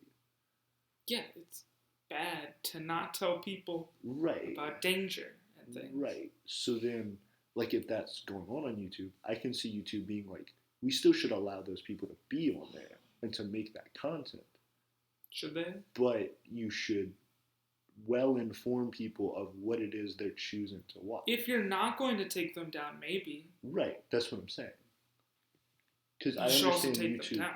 but I understand YouTube as a company being like, your opinion is just as valid as anyone else's opinion. It's not. But I understand them as like a company being like free speech they don't and money. They don't care. Money. Right. Money. Free speech. Free speech is just window dressing. No one actually cares about free speech, especially like Americans. Because there's all kinds of censorship and things that people do and people want. For like their political rivals and things. Rarely do people actually care about free speech. And if they did, that would probably lead to all kinds of disaster. Of like fascist propaganda. You feel like if there was completely free speech, that it would be a bad Twitter was created as like a free speech platform, and now they have fascists everywhere. Sure. Wherever you have a free speech, no restrictions, you'll get fascists. Sure. And that's just what'll happen. Sure. Everywhere. But at the same time, fascists can also be like a minority. And you can be like, like most people just don't pay attention to it or buy into it. Or if they do, there's like red flags over the shit that's like, hey, just so you know, this is what this is. Well, there's like, a lot of effort to like actually try and like shift out the fascists. That's what I mean though. Like, I feel like you don't have to tell somebody you can't post this thing. You can instead just be like, there's going to be, if you do decide to post this thing, when people look at it, there's going to be a thing that says, hey, just so you're aware, you're about to step into a whole lot of shit. Mm-hmm. You can choose to step in shit, but here it is. Well, that's like YouTube demonetizing videos with like, problematic whatevers but that's what I'm for saying. the categories. Like, I don't know that it should be demonetized. I just think it should be like made well aware before somebody like watches the video, because you should still be allowed to watch the things you want to watch, relatively speaking, but like as long as it's a legal thing. But like as far as it's the difference between like a government or an organization just letting there be like problems everywhere, like wet floor signs.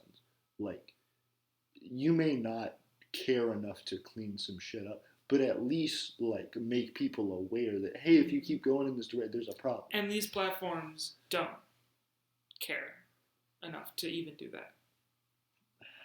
But I think that's what I'm saying. Like, there's a lot of interest, especially in like Congress and things like that, about the idea of grabbing these companies and these CEOs and being like, you should be taking down these fascists and like all these other people on these platforms. Yeah, they should. What I'm saying is, it's a lot harder an argument to make in the United States to say you cannot say this on these platforms. I think the United States has a long history of censorship. Agreed. But a lot of politicians on both sides claim free speech as this backbone. Right, they're lying. Sure, but there's also like historical precedent for it. Yeah, in terminology. Right. So I'm not saying it's always been effective. I'm just saying there's historical precedent for the terminology. So that being the case, if everybody's saying this under the guise of free speech, then it should be a lot easier an argument to make that could be across party lines to say, well, if your argument is free speech, you can still have free speech by notating, hey, this is where this comes from. Yeah, that still doesn't help. But And that's the arguments that they've used, and it doesn't help. But it does help. The KKK is still an organization that isn't allowed to exist. Right? The government allows the KKK to exist. Right. Right. Right. And that's bad. Agreed, but it's a thing where I think you can still take to task individuals who, like, choose to commit crimes in the name of that. Like, it's hard for me as a government to be like, I'm gonna make sure you're not doing this thing in the privacy of your own home and community. It's a lot easier for me to say, if you break an established law that violates the rights of others, then it's a thing. Like, it's weird for me to say, like, you can't have these thoughts or wear these clothes. It's a lot easier for me to say, if you're targeting people for attack or for, like... Yeah, that's why the KKK is allowed to exist. Right. The KKK cannot say, on November 12th, we're going to kill people. Right. They can just say, we wish all of these people would die. Right. That's why the KKK can exist. Right. That's like the legal justification. They're not directly inciting violence. Right. But I think that's the thing that's hard. I think that's why it's hard to say. The free like, this or speech that. in the United States for the last 120 years has been twisted by fascists to serve their interest of existing. While like leftists, like socialists and things, have been censored and such, despite the free speech. So free speech in the United States favors fascists over, like, you know, socialists and communists. But overall, it favors, like, money. Like, if you have enough money, it doesn't matter what your political beliefs are. You can say that. Sort of a related, but also different sort of issue. But I mean, that's what I'm saying. Like, if you're saying that in the United States, fascists have been able to systematically censor other groups, like socialists and communists and really things like that. It's sort of the United States would favor fascists than socialists. Right. But I guess that's what I'm saying. Many centrists and liberals do. Right. Like, when push comes to shove, they'll go with the fascists. Right. And so that's what I'm saying, though, is like that it would seem like that would be based on who has the loudest voice, which would generally be who has the most money to spread that message. Right? No. No. Okay. So then what is the reason for that historical precedent? What do you mean? Why is it specifically people flocking toward fascists versus these other It's not ideologies? like flocking toward fascists. So then, I mean, there is, but... Well, so then what is it? Like, what is your question, specifically? You're describing this scenario where there's, like, this repeated, like, siding with fascists over these other groups. Right. What is the, like, theme there? What is, like, the reasoning? Why do centrists and liberals side with fascists? Yes. They're afraid of losing their influence in society.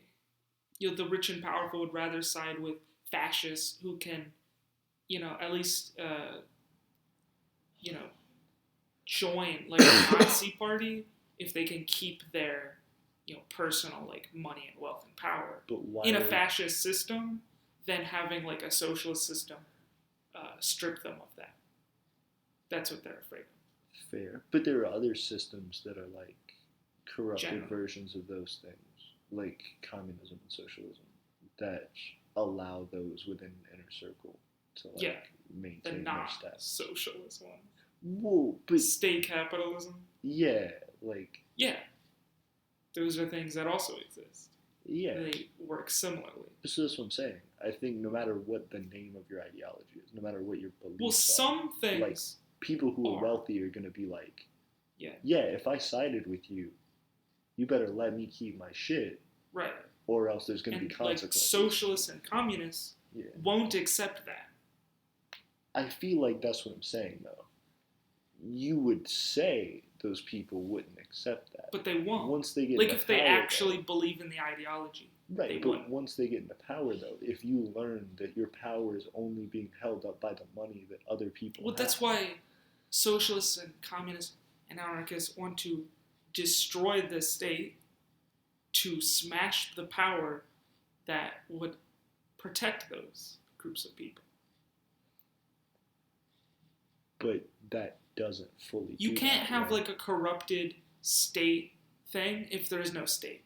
Right, but then you can't stop or limit the influence of people with money at that point, because people You still need abolish reason. money.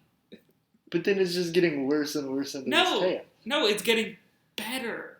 But You it's see. not. What do you mean it's not? So, for example, if I'm a person who has a lot of resources, Mm-hmm. you have to survive as a person. Mm-hmm. So if you're like, I destroyed the government that was keeping you in relative check, but also giving you a lot of securities to do fraudulent things and to do things that are harmful. It's this weird, like, dichotomy where you're saying, I'm going to destroy that thing that both kept you in power and kept you in check. So once I destroyed that I'm thing, coming after both of you at the Right. same time. but you still have the ability, like whoever gets those resources again, You distribute it horizontally. but that doesn't always happen. Like there will eventually be people who will start to accumulate and pile those If resources. you do it wrong, Yeah, there's never been anybody who's done it there perfectly right. has. Perfectly. That's because they've been attacked by those people in power. And then other people got control. Yeah, it's sort of like, has there ever been a successful socialist country? No, because the CIA always invades them before they're allowed to. But that's the thing. I just don't think any like You can. one. Well, I don't think any one like staunchly one ideology can ever work perfectly. Like there has to be a blend because society is just a very complex thing. There's always going to be people who want to have more money and resources than other people. There's always going to be people who like want to have more power. There doesn't and have to control. be. But they'll always try. There'll always be people in every society who's like. So you I'm gonna try. create a society that disincentivizes those wants. Sure. Yeah. But you can't ever perfectly like. Yeah. So you actively try. Right. But then if someone does it, then they can start actively incentivizing You have to- corruption. The thing about like anarchism, right, Right. of destroying unjust hierarchies is a constant thing. Right. To be constantly vigilant of people amassing power, and you have to constantly try and destroy that. But so then doesn't that limit progress? What do you mean? So Limit progress. if there's all these people who are constantly like on edge about anybody getting any more power or Mhm. success than them, Success? power or resources than them, Sure. then if I say, I have this big project I want to do, which is gonna like benefit a lot of people, and it's Mhm. gonna make this really powerful machine that does this thing. I have to pool money and resources together to do that. But if I do that, that means that I'm now in control of more money and resources than a lot of other people. And if someone, for whatever reason, disagrees with that, they're going to be like, more money and resources than everyone the else. alternative to that is we don't give it to you. We build the machine. What if you're We not always collectively, capable of as a building group, anything? pool the money and resources But while what if keeping not any one every- person in check, you know? Sure, but Like, why do we need you to run it? We can do it. what if you don't know how? Then There are we'll people who figure just out- have specializations. Yeah. Yeah, so it's we'll like, task people to work on it. but that's like if you were like, what if everybody did a heart surgery? And it's like not everybody can do a heart surgery. Yeah, that's why we don't do that. Right. So that's what I'm saying. Like there's some things where it's like some people just have more like skill and education in that specialty. Right. Right. So then you can't say that it would be as effective for a whole bunch of people who may not be as effective in doing that thing to do the thing than to just let the people who are. You can have people with specialized jobs Right. and still don't have amassing political and economic power. Agreed, but it's a thing where it's like, it's like, let's say I want to build Like, you can have a functioning society without billionaires. Agreed. Yeah.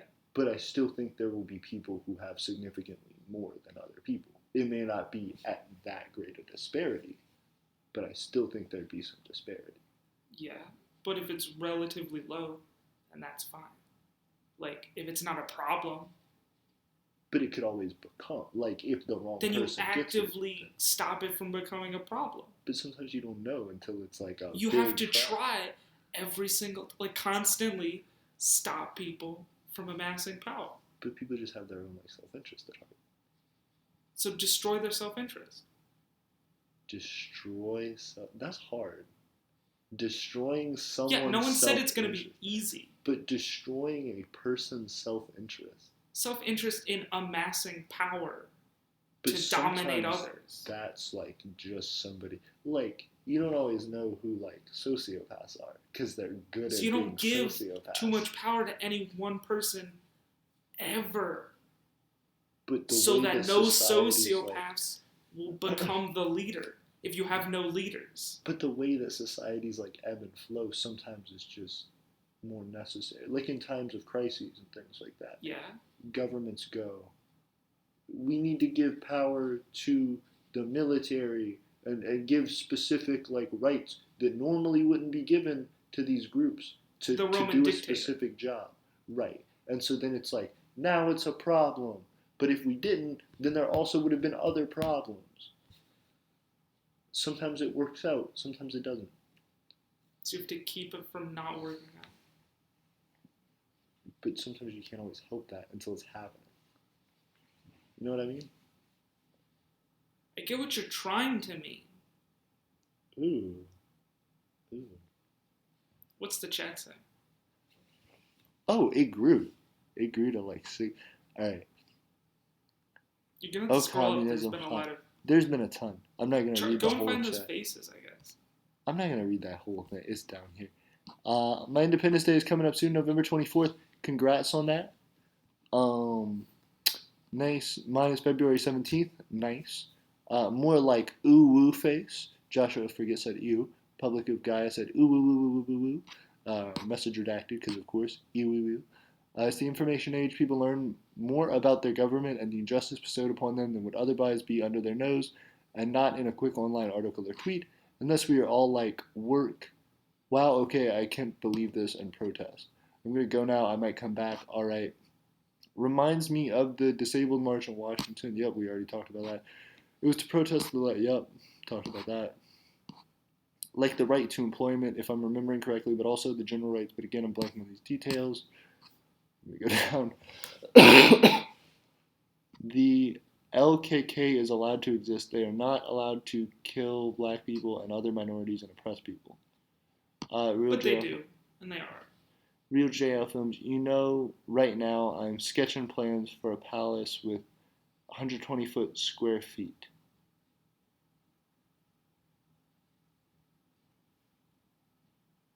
Okay. Just 120 square feet, just in general? What? Okay. Gotta go, it's late for me. Good night. Can't sleep now. Yeah, here's why communism fails. Geography, run out of resources. Oh, wait. That is Nerwal. Okay. When some people attempt to remove me from power, oh shit, I've been in a situation like this. When some people tried to remove me from power, then civil war broke out. I don't know. Okay. Sad they lost. Anyway, try not to make the chat toxic, right? Kick Ryan out of your house. He's gonna start a revolution. I can tell. I don't It's want already you, Ryan. started. It's already started. It's happening. Ryan is the guy in the blanket. Yeah, I just remembered. Oh, Jenny said hi. Hi, Jenny. Yeah, what's up? So no, I'm curious. Like, I guess, what did you mean when you said that you understood what I was trying to mean? I understand what you're trying to say. Okay. So,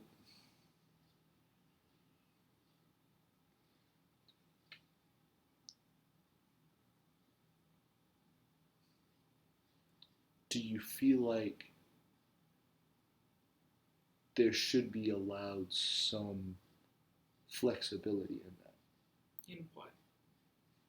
If you create a society that's too rigid on a standard, any standard, that just causes greater likelihood for the society to be broken up, right? Societies have to be relatively flexible. Not saying that it always helps people, but saying that it keeps the society stable. Like, if there is too much in the way of like everybody has to be equal or everybody has to be like this way, then at a certain point, if it is necessary or if it is more beneficial to the protection of that society to do something like amassing resources to a specific group in order to effectively achieve some goal, do you think that the alternative, potentially losing what you have to someone else who might come take it, is worth that? Like having kept everything from doing that versus risking affecting the normal order of the way that your state is run. What? Like, what are you trying to ask?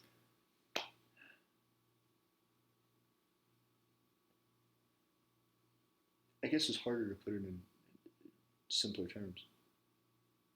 Do you feel like having a rigid system or ideology to follow, anyone, do you see that becoming problematic, even though ideally it would be to protect people as a whole? It could become problematic in the way that by trying to protect those people and keep everything consistent, you may then lose to other groups who are able to be more flexible, though it may corrupt the morality of their system. There are just other countries in the world. So, like, for example, if two countries get into a war, and one of them is like, we have to be like, we have to keep things the same. We have to like still keep our budgets the same, still keep these controls the same, still keep the amount of. So you're worried about like emergency war powers, right?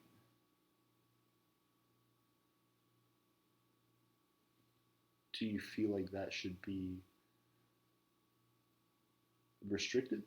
Do you feel like that should be still allowed? You don't necessarily need like to lose like democracy or something in a war. No, but it can restrict. Yeah, but it doesn't have to. Why not? What do you mean, why not? It can cause more struggle for maintaining a state in that scenario. Like, if, for example, a government can't feel secure in controlling the population that they have. Okay. In anarchists and things, you abolish a central government. Okay, so then let's look at it from that perspective. If there's no government and it's just a band of people, and there's another band of people. A horizontal society. A horizontal society. Mm-hmm. If there's a band of people. If there is a group. A nation. If there's a nation of people. Yes. If there's a nation of people.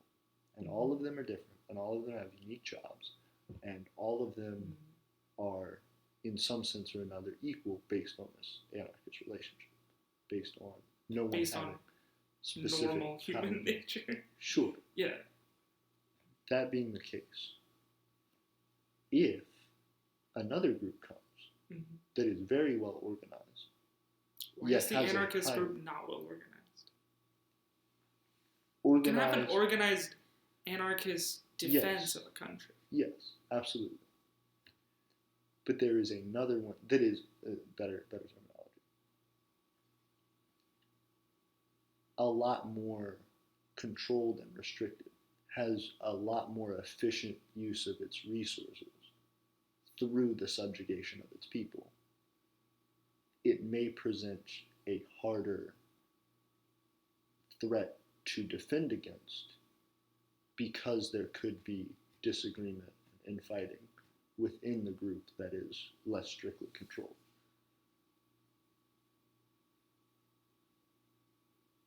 Because people have self-interest, because people have the ability to be corrupted. So it's hard for an anarchist state to fight against like a totalitarian empire? Depending on the setup, it could be. Yeah. Yeah. Could be hard to fight a war. Right. Against a group that is... I mean, like, it's hard to fight a war in general. Right. But if the resources in one society versus another are more fluid, it could be harder. What's with to the adapt. fluidity thing? Because, for example, in a society where there is, so in an anarchist society, there would not be a government. So by that equation, there could be a defense force, but it would not be government regulated. Correct. So it would be more like a militia. It would be like yes. Right. So that being the case, there wouldn't be formal methodologies or routes for the way that that funding takes place. It would just be whatever people had. It would be whatever people organized themselves amongst themselves.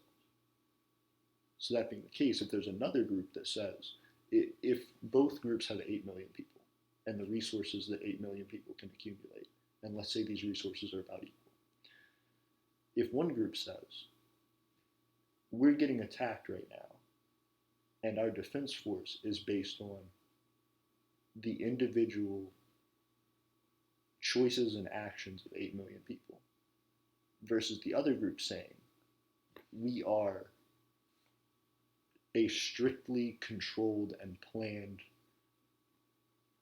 unit of 8 million people, which have been, through this subjugation, stripped of identity, stripped of resources at an individual level, and their money is, their resources are able to be fluidly passed through the system to different portions in different amounts as immediately needed in a battlefield situation. One may prove harder to defend against. One may prove harder to survive. Because if you have, like, if it was told right now, China is attacking the United States, but there's no military, you, Ryan, have to defend your family and your community with what you have personally against right. Yeah, me and every other American is doing the same thing. Right. So there's like 300 million people. Right, but most people don't have like tanks that they've built. Whereas the Chinese government would, because they organized it. They had factories that can pump those things out every day. Whereas individuals in their homes would not have the same quality standards for manufacturing. That is the product of a shittier quality of life, in some sense. Right? No. Why not? What point are you trying to get to? Because, like, anarchism can't work because, like, evil empires are too well run? Not that it can't work. That it has a lot of ability to be taken advantage of. Based on why are there other states? Because there are. Worldwide revolution. You abolish all states. There would be people in different parts of the world who would then try to vie for power. Wow. Because it's human nature. Is it? Yes. Then eradicate that from human nature. Who would do that? Everyone. Everyone. Always. Organized. Yes. As a government. No. So an organized worldwide coalition of people that's not a government, that systematically has No. a set... On a local level, you keep everyone from becoming a despot. But everyone has different opinions of what that is. Like, if you and Colin were tasked with picking out despots individually, you may look at Colin's group and say, that's a group of despots. And he may look at your group and say, that's a group of despots. You know what I mean? No. No? Do you not think you and Colin would have different I think opinions Colin on would that? get smashed by the revolution. But that's what I'm saying, though, right? Like, No. why is one person's opinion, like, you would get a very different group of people. Like, there wouldn't be one uniform ideology. that Everyone would accept. understands anarchism, right? Relatively, but that can also just be corrupted. What do you corrupted? Like, it's just a definition. Anarchism is destroying the corruption. Right. So, you could How be do you like... corrupt an ideology that is itself about destroying corruption? Because it seems like you could just create it into a paradox. How? You could be like, the thing that's keeping us down is all the corruption at the local levels. We need something that systematically shuts down corruption at a larger level.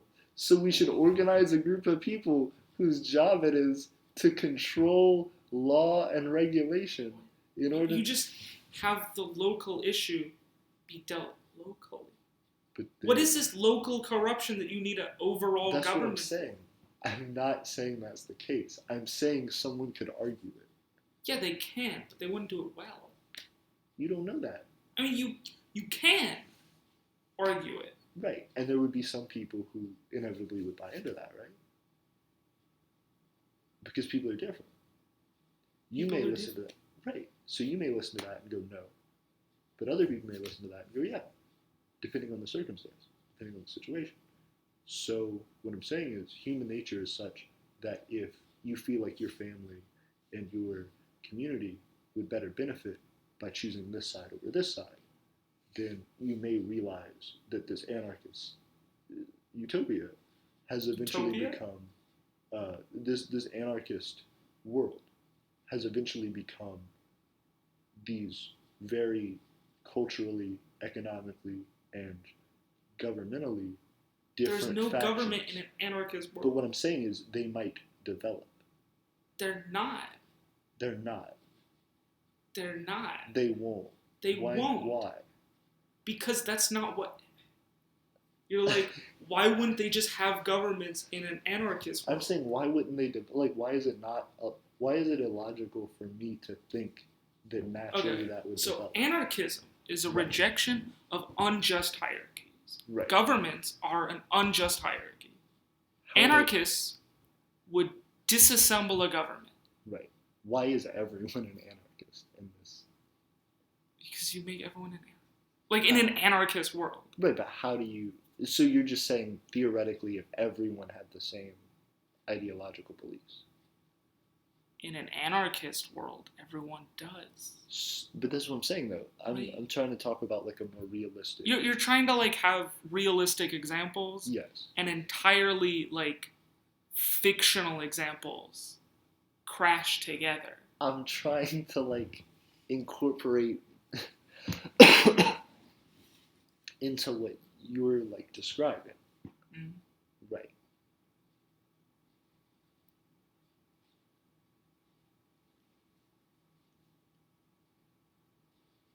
Are you sure you're not just misunderstanding human nature? Maybe. I don't think anyone fully understands human nature. But, like, hit me up. Like, what do you feel like I'm missing? Because it seems like when I'm like, we create an anarchist society, you get all like theoretical with these nation states fighting each other. Because it's just a historically described thing that people form groups. Yeah, people form groups. Right. And generally they form hierarchies.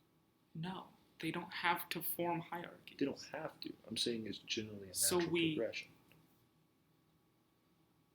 We like change human nature away from forming hierarchies. That sounds very unlikely, though. So does everything. Like what? No. Right? Like, there are some things that are just reasonable. Like, having a better world isn't reasonable, you know? fair. But you can, like, take that and then be like, well, I can't do it for everything, but I can do it for some things. Right? Like, copper. Like, So your like, thing of, like, why anarchism can't work is because something human nature well, I'm not forming hierarchies? I'm not saying anarchism can't work.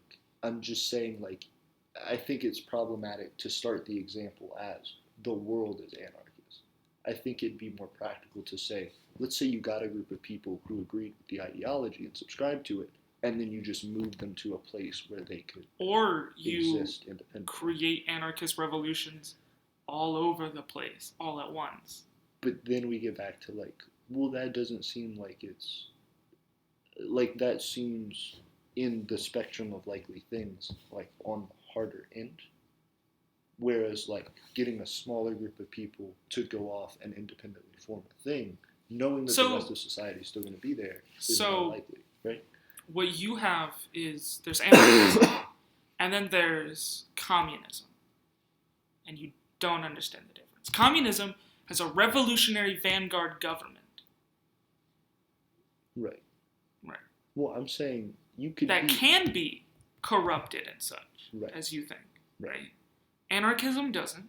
Right. That's why anarchists think they're better than communists. So what I'm saying is, why don't, like, with the anarchy example, instead of saying world governments all over fall, anarchy reigns, why not start the example with group of people all subscribe to anarchy, go off and live independently in a group? Why would they live independently in a group? Like, independent of other nations in a group. Other nations would seek to destroy them.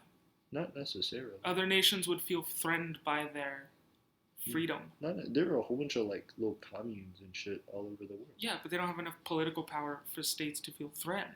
Right, so that's what I'm saying. States will tend to try and destroy them to maintain their own supremacy over the populace. Not if they're, like, in the desert or some shit, like, where there's not really, like, that many resources.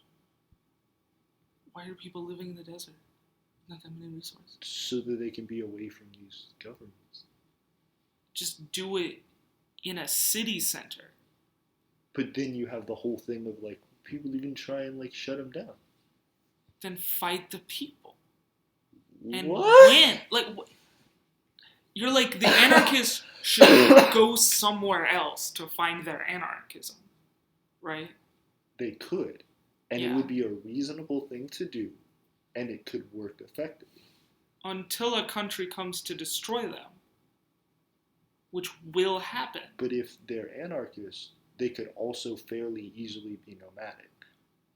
Okay. So it could just be a thing where it's like, oh, people are coming.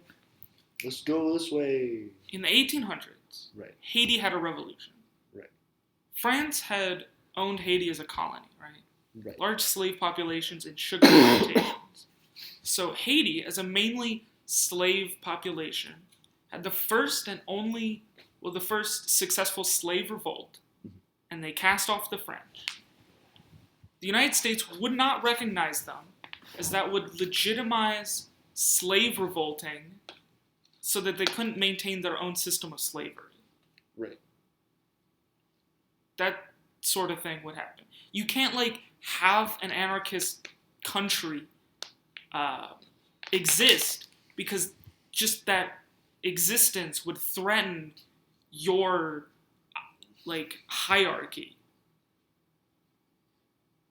But if it's not, That's why like the U.S. and like the CIA are always invading like potential communist countries. Sure. Because they can't let any of them exist. Sure. At But all. at the same time, if you don't feel it important, like if you look at a place and you're like, they don't really have it doesn't matter. Like if you look at the Cold War, it doesn't matter where they try to go. You're telling me like 20 people nomadically roaming through the 20 desert. people isn't a country. But it can be a group. Like you could start. That's what I'm saying. Like why once you start get off to a as, like, this significant large size, then they will Sure. infiltrate and try to destroy you. Sure. So then you could. There's nowhere you can go on the planet that the CIA isn't going to try and destroy your anarchism as like a small country or whatever.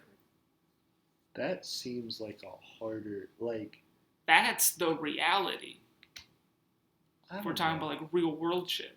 I feel like if you're not like going after people, maybe, like depending on the size of the thing, like if people were leaving in mass exodus the United States to go live in some anarchist group, maybe, but then Like every landmass, right, Right. is relatively controlled by a country.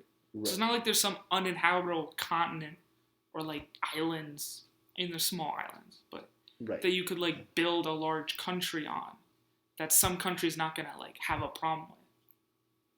What if it was like a boat? I mean, like a boat. Like what if people got boats? Because it's like these anarchists, right? So what if it's like I have my boat, and then Jim has his boat, and then Frank has his boat, and then like thousands of other people have these boats, right? It's And like then Waterworld. yeah, and we just like fish, and we just do. We're not fucking with You anybody. need a place like a port, Why? because that's how boats work.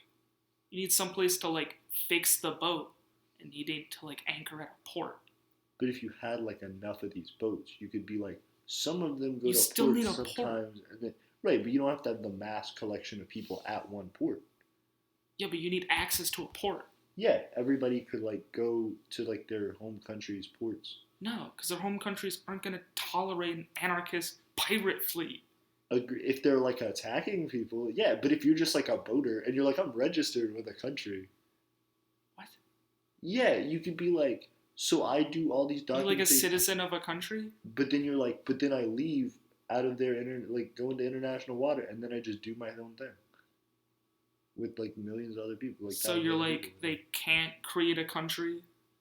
They should just go out in the ocean? well, it's like an anarchist thing, right? So they're not trying to create a government or anything. So then if they just have this place Create a where they country. can all, right, They don't need a government to have a country. right. So they all get together in the ocean and they tie their boats together into a large landmass, and they're like, yep, No, here it is. no. Why not? Because it's not a thing. Why not? Because it's a ridiculous idea. Is it though? Yes. Like people independently just because that Is it kinda a happens. serious idea? That To kind of just happens. have all the people tie their boats together? That kind of happens And in create, like, a Florida. floating there's island? like plenty of places where they're like, there's a place called Crab Island in Destin, Florida. The whole idea of it is like it's a sandbar that's kind of raised up among a bay, That's land. and boaters come. Close and- enough to land. But right, but it's still submerged under the water a significant amount. It's just less submerged than it's still submerged. It's just less depth than the surrounding water. So it's a So thing they where it's send like, the boats to shallow water? yes, which is in the middle of much deeper water, and then they're like, Like where? and then we tie up at this place called Crab Island. Yeah, I know, but And then like they that's just, like- in a country. Right, but what I'm saying That's not is, like in the middle of international waters. but people do that, and boats like pass each other on like international like shipping lanes and things like that. Anyway, what I'm saying is, it's a thing that could happen. Like people could have Yeah, like they could, laser coordinates. but it's a not great idea to just like sail away in boats to nowhere. well, you would go back and forth. It'd be a lot of individuals. Or you could just create a country that's actually By fighting easier. people. Yeah, by fighting people would be easier than boat thing. I disagree. Disagree. Okay. So So Aiden's out here disagreeing with ridiculous boat ideas. So the idea of like It's actually getting late. it is. I feel. I feel like if you like you want me? make There's money two in the things. country- right? Two things. Of anarchist material that I'll send you. Hit me Right? up. It's a Chomsky video. Okay. Noam Chomsky describing anarchism. Okay. And it's the Behind the Bastards episode titled "The Bastard Manifesto." Okay. Send you the links on Okay. Facebook. That'll explain more or less what I'm talking about. Okay. Can I ask you this? What? Do you consider yourself an anarchist? Yes. Okay. Can I ask you a third thing? What? Would you be interested, even if not joining, in participating in this micronational stuff? Reason being, if you don't want to participate in a government, I would still appreciate, like for my own nation, just having your perspective. Just knowing and like understanding where you come from and why you think about these things. Because we have- Micronation. Right. But anarchists. Sure. Micronation. That's the thing. I have differing views on that. I can convince you the views. Then I hit me got up. you. That's what I'm saying. Like, I don't mind that at all. I want to learn, and I feel like having people with different views is a good thing. Mhm. Would you be down? Down for what? Just more micronational though? Yeah. Like maybe. Yeah. I would appreciate Vaguely down. You're vaguely down. Sometimes on the down low. Every once in a while. What's Chad saying? They're blowing up. Comrades out here. You got comrades. I don't think I have comrades. You. I mean, maybe, but no, are he's they there? comrade. Yeah. Well, what's he saying? You brought up communist stuff, and they're here. Oh, so what are they saying? All right, let's hit them up real quick. We are gonna have to go pretty soon, though, guys. A lot. Like the right to employ. Okay, we got through all that. I'm gonna watch a few of your videos. Thank you, Joshua. Appreciate it. Is that Ryan? That is Ryan.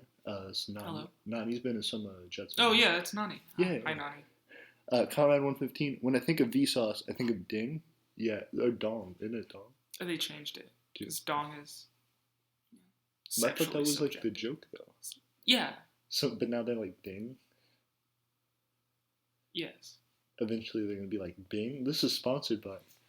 Update United Provinces of Nowland. I really need to update my MicroWiki. Me too. Anyone still here? We're still here. We're on this stream. Joshua, forget back. United Provinces of Nowland, going to sleep. Y'all have a good night. Comrade 115. We already read that shit. Allowed to exist. 120 square feet. Hello, Great Law Reich. Oh, communism. Johnny said hi. Great Law Reich said gotta go. United Provinces of Nowland said they can't sleep, so they're still here. Talked about communism. Sup, mister, I have 2% French blood, so I gotta act like a nationalist. French nationalist. You don't have to be a nationalist. All nationalism is bad. Right. Also, Mike Duncan quote. Also, I'm Cajun French, not a nationalist. Real jail. Is that like more than 2%? Like yeah. milk? Yeah. It's 3%. It's crazy. Real jail homes. Oh shit, I've been in a situation like this where some people attempted to remove me from. We talked about this. Yeah, I don't know how I feel. Sad they lost. Anyway, all that. Ryan, Revolution. They brought up that thing. You're starting a revolution. Ryan, United Provinces of Now. I don't know any Ryans. Oh, why? Well, now you do. Real JL Films. Ryan is the guy in the blanket. Yeah, I just remembered. Comrade 115, off topic, but I started smelting metal to make coins for Seabird. That's cool. You got to keep us updated. Send pictures. Real JL Films. Okay, let me fix this situation. The state is never good. Thing to hear the people is good. The state means everyone owns each other and no one has any rights. That's not true. You can describe a state as just an entity, but people can have rights within a state. Doesn't mean explicitly that people don't have rights. Real jail films. Like in my micronation, I allow voting but have all military control, sort of because we're more about peace now. Sort of. I mean, you can still he have... is voting in a martial law? But he's like, but we're in peace. Yeah, so effectively like that doesn't military matter. dictatorship in peace? Yeah, he's like, I could but I don't. It's like the Roman dictator, but he's He's not chill though. active. He's chill. Because he retires once the threat is gone. Yeah, he's like, I'm just hanging out, but he still keeps. So then, how is it military control if you're at peace? Right. Like just I think he's just like, revert back. I think that's why he said sorta, Yeah. but I feel like it's just not. In anarchism, there's no central control because there is no state or people to run things. Fair. Ryan, are you saying the Jonian Empire and Aeternian Empire are evil? Jonian. What? They could be evil. Who's Jonian? Probably Jonian Empire is, and then smiley face. Nah, we don't belong to you, Nerwald. Just because you're 2% French. I don't have to have French blood because I'm not cringe. Ooh, we at least the French have bread that can be used as a weapon. And wine helps blood get clean, implying if you're French, you're clean. Yeah, but I personally don't drink or eat escargot for all that. And at one point, the French conquered Europe till a certain Corsican man invaded Russia. French, not friend. That's all because of Napoleon. Anyway, gotta go. He did invade all of Europe. No. Just large swaths of it. Yeah. Like he never got the UK. The last cool person from France was the Statue of Liberty. Fun fact, never a person. Viva la France. Okay, true. Lady Liberty is French. Long live France. Is that why they surrender if you walk outside Paris? No, that logic makes no sense. France is actually more Victoria Justice, that is, than the UK. Tell that to Germany. Germany likes Victoria Justice. She's big there. As they didn't realize that. Oh, shit. It's the French surrender thing, like meme. It's like the French lose World War II. Yeah. And for some reason, there's like French. Yeah. It's like everyone lost World War II. Are you gonna like shit on like everyone out, like Greece for like losing World War II? Well, no, people shit on Greece because their economy tanked. Yeah. It's just current. That's the previous. You get shit on for the last thing you fucked up. So they're like. What about like the Fifth Republic forming coup, like Algeria? Right. For, that's like, what Algeria. Right. That's what they like get. The last thing they fucked up. Right. Algeria gets shit on for that. France gets shit on for losing World War II. Yeah. U.S. gets shit on for Trump. If you have a bigger embarrassment, it updates. I mean, it depends on what you're. Germany's there's still like on worse the things Nazi than shit, Trump.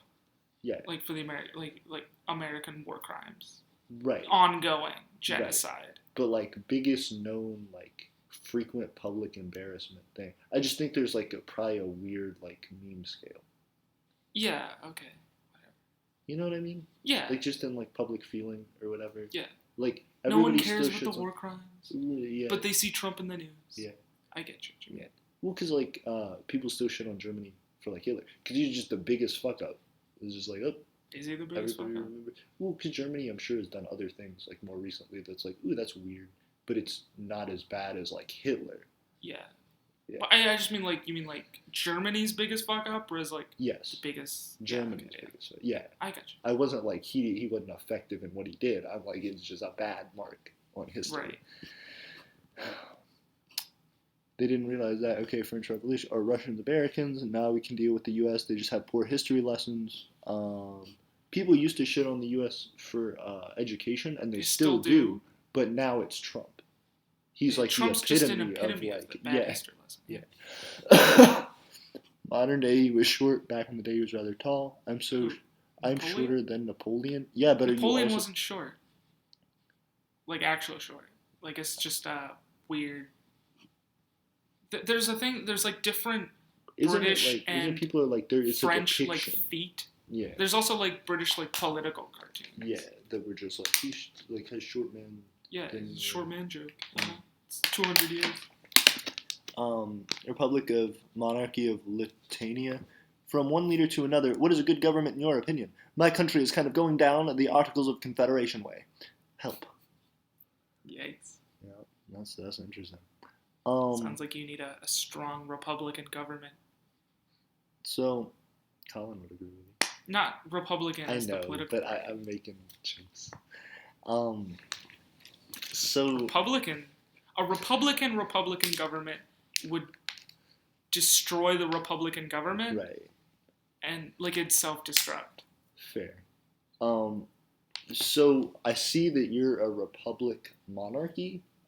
So I would imagine sort of a constitutional monarchy. The thing that I think is interesting, it depends on the size of your nation. Right now, the way that things stand, because we have a population effectively of one, unless Ryan's getting on board over here, we have a population as of the moment effectively of one. So as of right now, the Empire of Aeternia is just sort of like a monarchy, it's just run by one It's guy. an autocrat. Right. Autocracy. Autocracy. That's Just a one better guy. term. Thank you. Because we're not trying to do a lineage thing. He ain't got the It's divine more right just- of king. Yeah, we're not trying to do all that. Or the dynastic succession of like North Korea. Right. It's the more- only successful dictatorship that has been passed dynastically. Mhm. Like other dictatorships of like the Yeah. Cold War era They're so good. haven't. Yeah, but they're so good that they can blow up their cousins and still be fine. Sure. They did. They just Yeah, shot sure. an uncle with a missile Sure. Exactly. They also like poisoned that one guy. He's Yeah. like a brother. as a joke. They were like, "It's a prank on TV." That's not a prank. No, but you remember the girl? It's like an who, did it? assassination attempt. But the girl who did it was like, "They told me it was a prank. They told me it was funny." What's this? It's all caps. French national. Yeah. Anyway, so I'd say it depends on how big your nation is. Autocracy at the moment, I'd suggest that if it's a small number of people, just so that you can continue to do your micronation thing and not have it dissolve. If you have a larger number of people, I say it depends on what they want. I'd go for something democratic.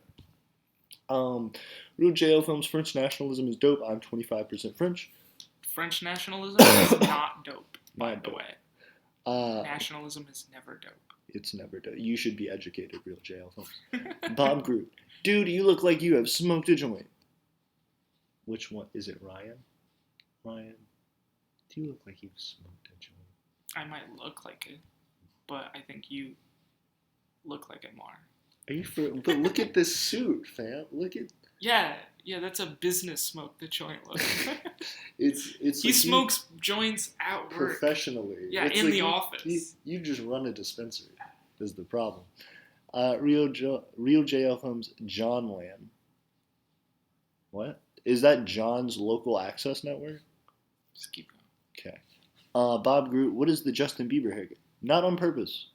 My Yes. hair is long. A lot of the time I'll slick it back. He's got the- I the didn't do it switch. at the moment. Yeah, that's what's going on right now. This is kind of the way my hair naturally goes when it grows longer. I want to do like a pushback thing. I don't have my hair gel right now, so that's what's happening at the moment. This is like a Bill and Ted movie, talking about history and stuff. Except in place of a couple of surfer dudes, we have a couple of stoners. Except I'm What? not a stoner. Are you a Also, stoner? I'm not. We're not stoners. We're learning things about people's opinions of us. United Provinces of Natlan. Can't sleep. Okay, well, we're about to. United Provinces of Natlan. Real JL Films. Listen to Bob Ross's voice. 8-hour Natlan. That should help. Oh, like Natlan, you go and watch 8 hours of Bob Ross? Just go watch that ASMR shit. I guess, right? Comrade 115 says, stay up for 8 more hours. You will be tired then. That's accurate. I stayed up till 4 yesterday. It was a problem. Dalek, exactly what I'm going to do. Real JL Films, John Land, not John Land, not John Ain. What? Anyway. Yeah. So, guys, I appreciate The you all Alabama joining. Democratic Party is in disarray, by the way. Oh, didn't did know. you just learn on Facebook? No, I mean, I already. How so? Essentially, you have the younger generation trying to usurp the power of the obstinate older generation, the chair. They're essentially trying to, like, Kick him out? not really kick them out, but, like, wrest control away from them. Let me hit you with this. Yeah.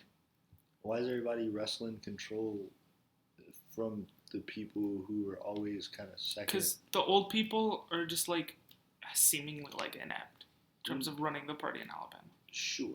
But at the same time, in Alabama, very little gets done by the Democratic Party. It's just not as popular. Yeah, it's just not a thing, really. Right. So it's Right. it's just weird that they're like, this is so important.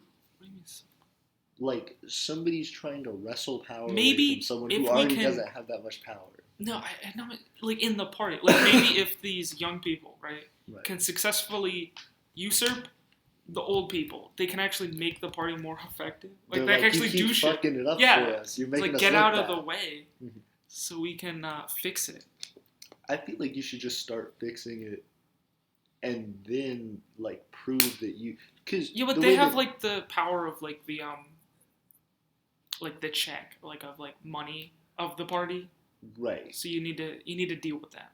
But at before the you can same actually, time, like, if you fund become a popular enough improvements. thing, they're not going to go against you versus their own enemies. Like, if a young person just becomes really popular with young people, they're going to fund that young person if that person aligns with their democratic views and make them one of the faces of the party, versus being like, nah, fuck you, you're young and you disagree with me, I'm going to side with those Republicans. Whatever. You know what I mean? Kinda, but I don't think that applies here. Why not? It doesn't. Like, how are they trying to wrestle away power?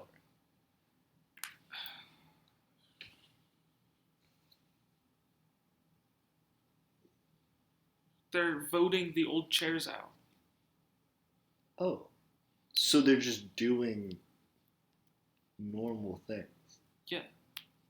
The way you made it sound was they were like kicking people. They were like, get the fuck out, you old ass bitch. I mean, subtext, maybe. I guess. But the way it sounded, it was like they're taking them. Afterwards, she came to the office while volunteers with the transition team were there and she told them to get out. When they didn't, she threatened them with a gun. So, like, yes, and also yes. Alabamians with their guns. Wait, so it was the lady who's like older and in office was like, I'll pull the gun. Next week I'll have a government class. Hey. And he was telling us about like some of the Democratic Party. Oh, is he like a part of it? He knows, like, he's like friends with like, the old lady. Chair. So I'm pretty sure I'll pull the gun. Yeah, because it's like every week there's like new developments. So we're gonna I'm gonna hear about this. Because we don't have class Monday. Yeah. So Wednesday.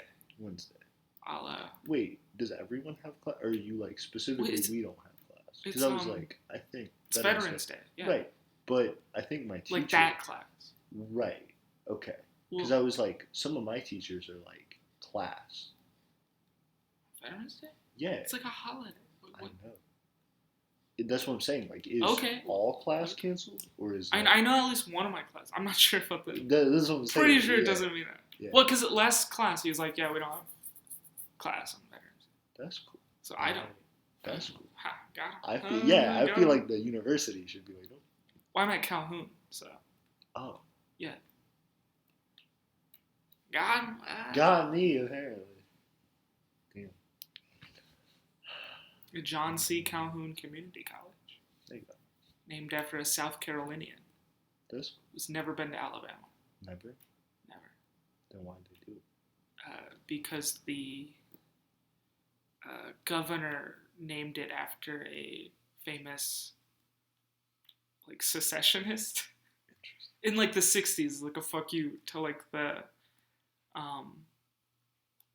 like, Kennedy administration. I don't know if it was the Kennedy. I think it was the Kennedy. Maybe around that time. In the 60s. Sure. It's like a fuck you to the government. It's like when they started flying the Confederate flags in the civil rights era. It's like that. Yeah. Okay. Well, real quick, thank you everybody for watching. We appreciate you. Yeah, we are dipping out. Thank you everybody, and I will see you soon. Did I ever bring my backpack? Ryan, thank you for joining us. You want to say peace to everybody? Nah, I got places to. He actively dips. See it.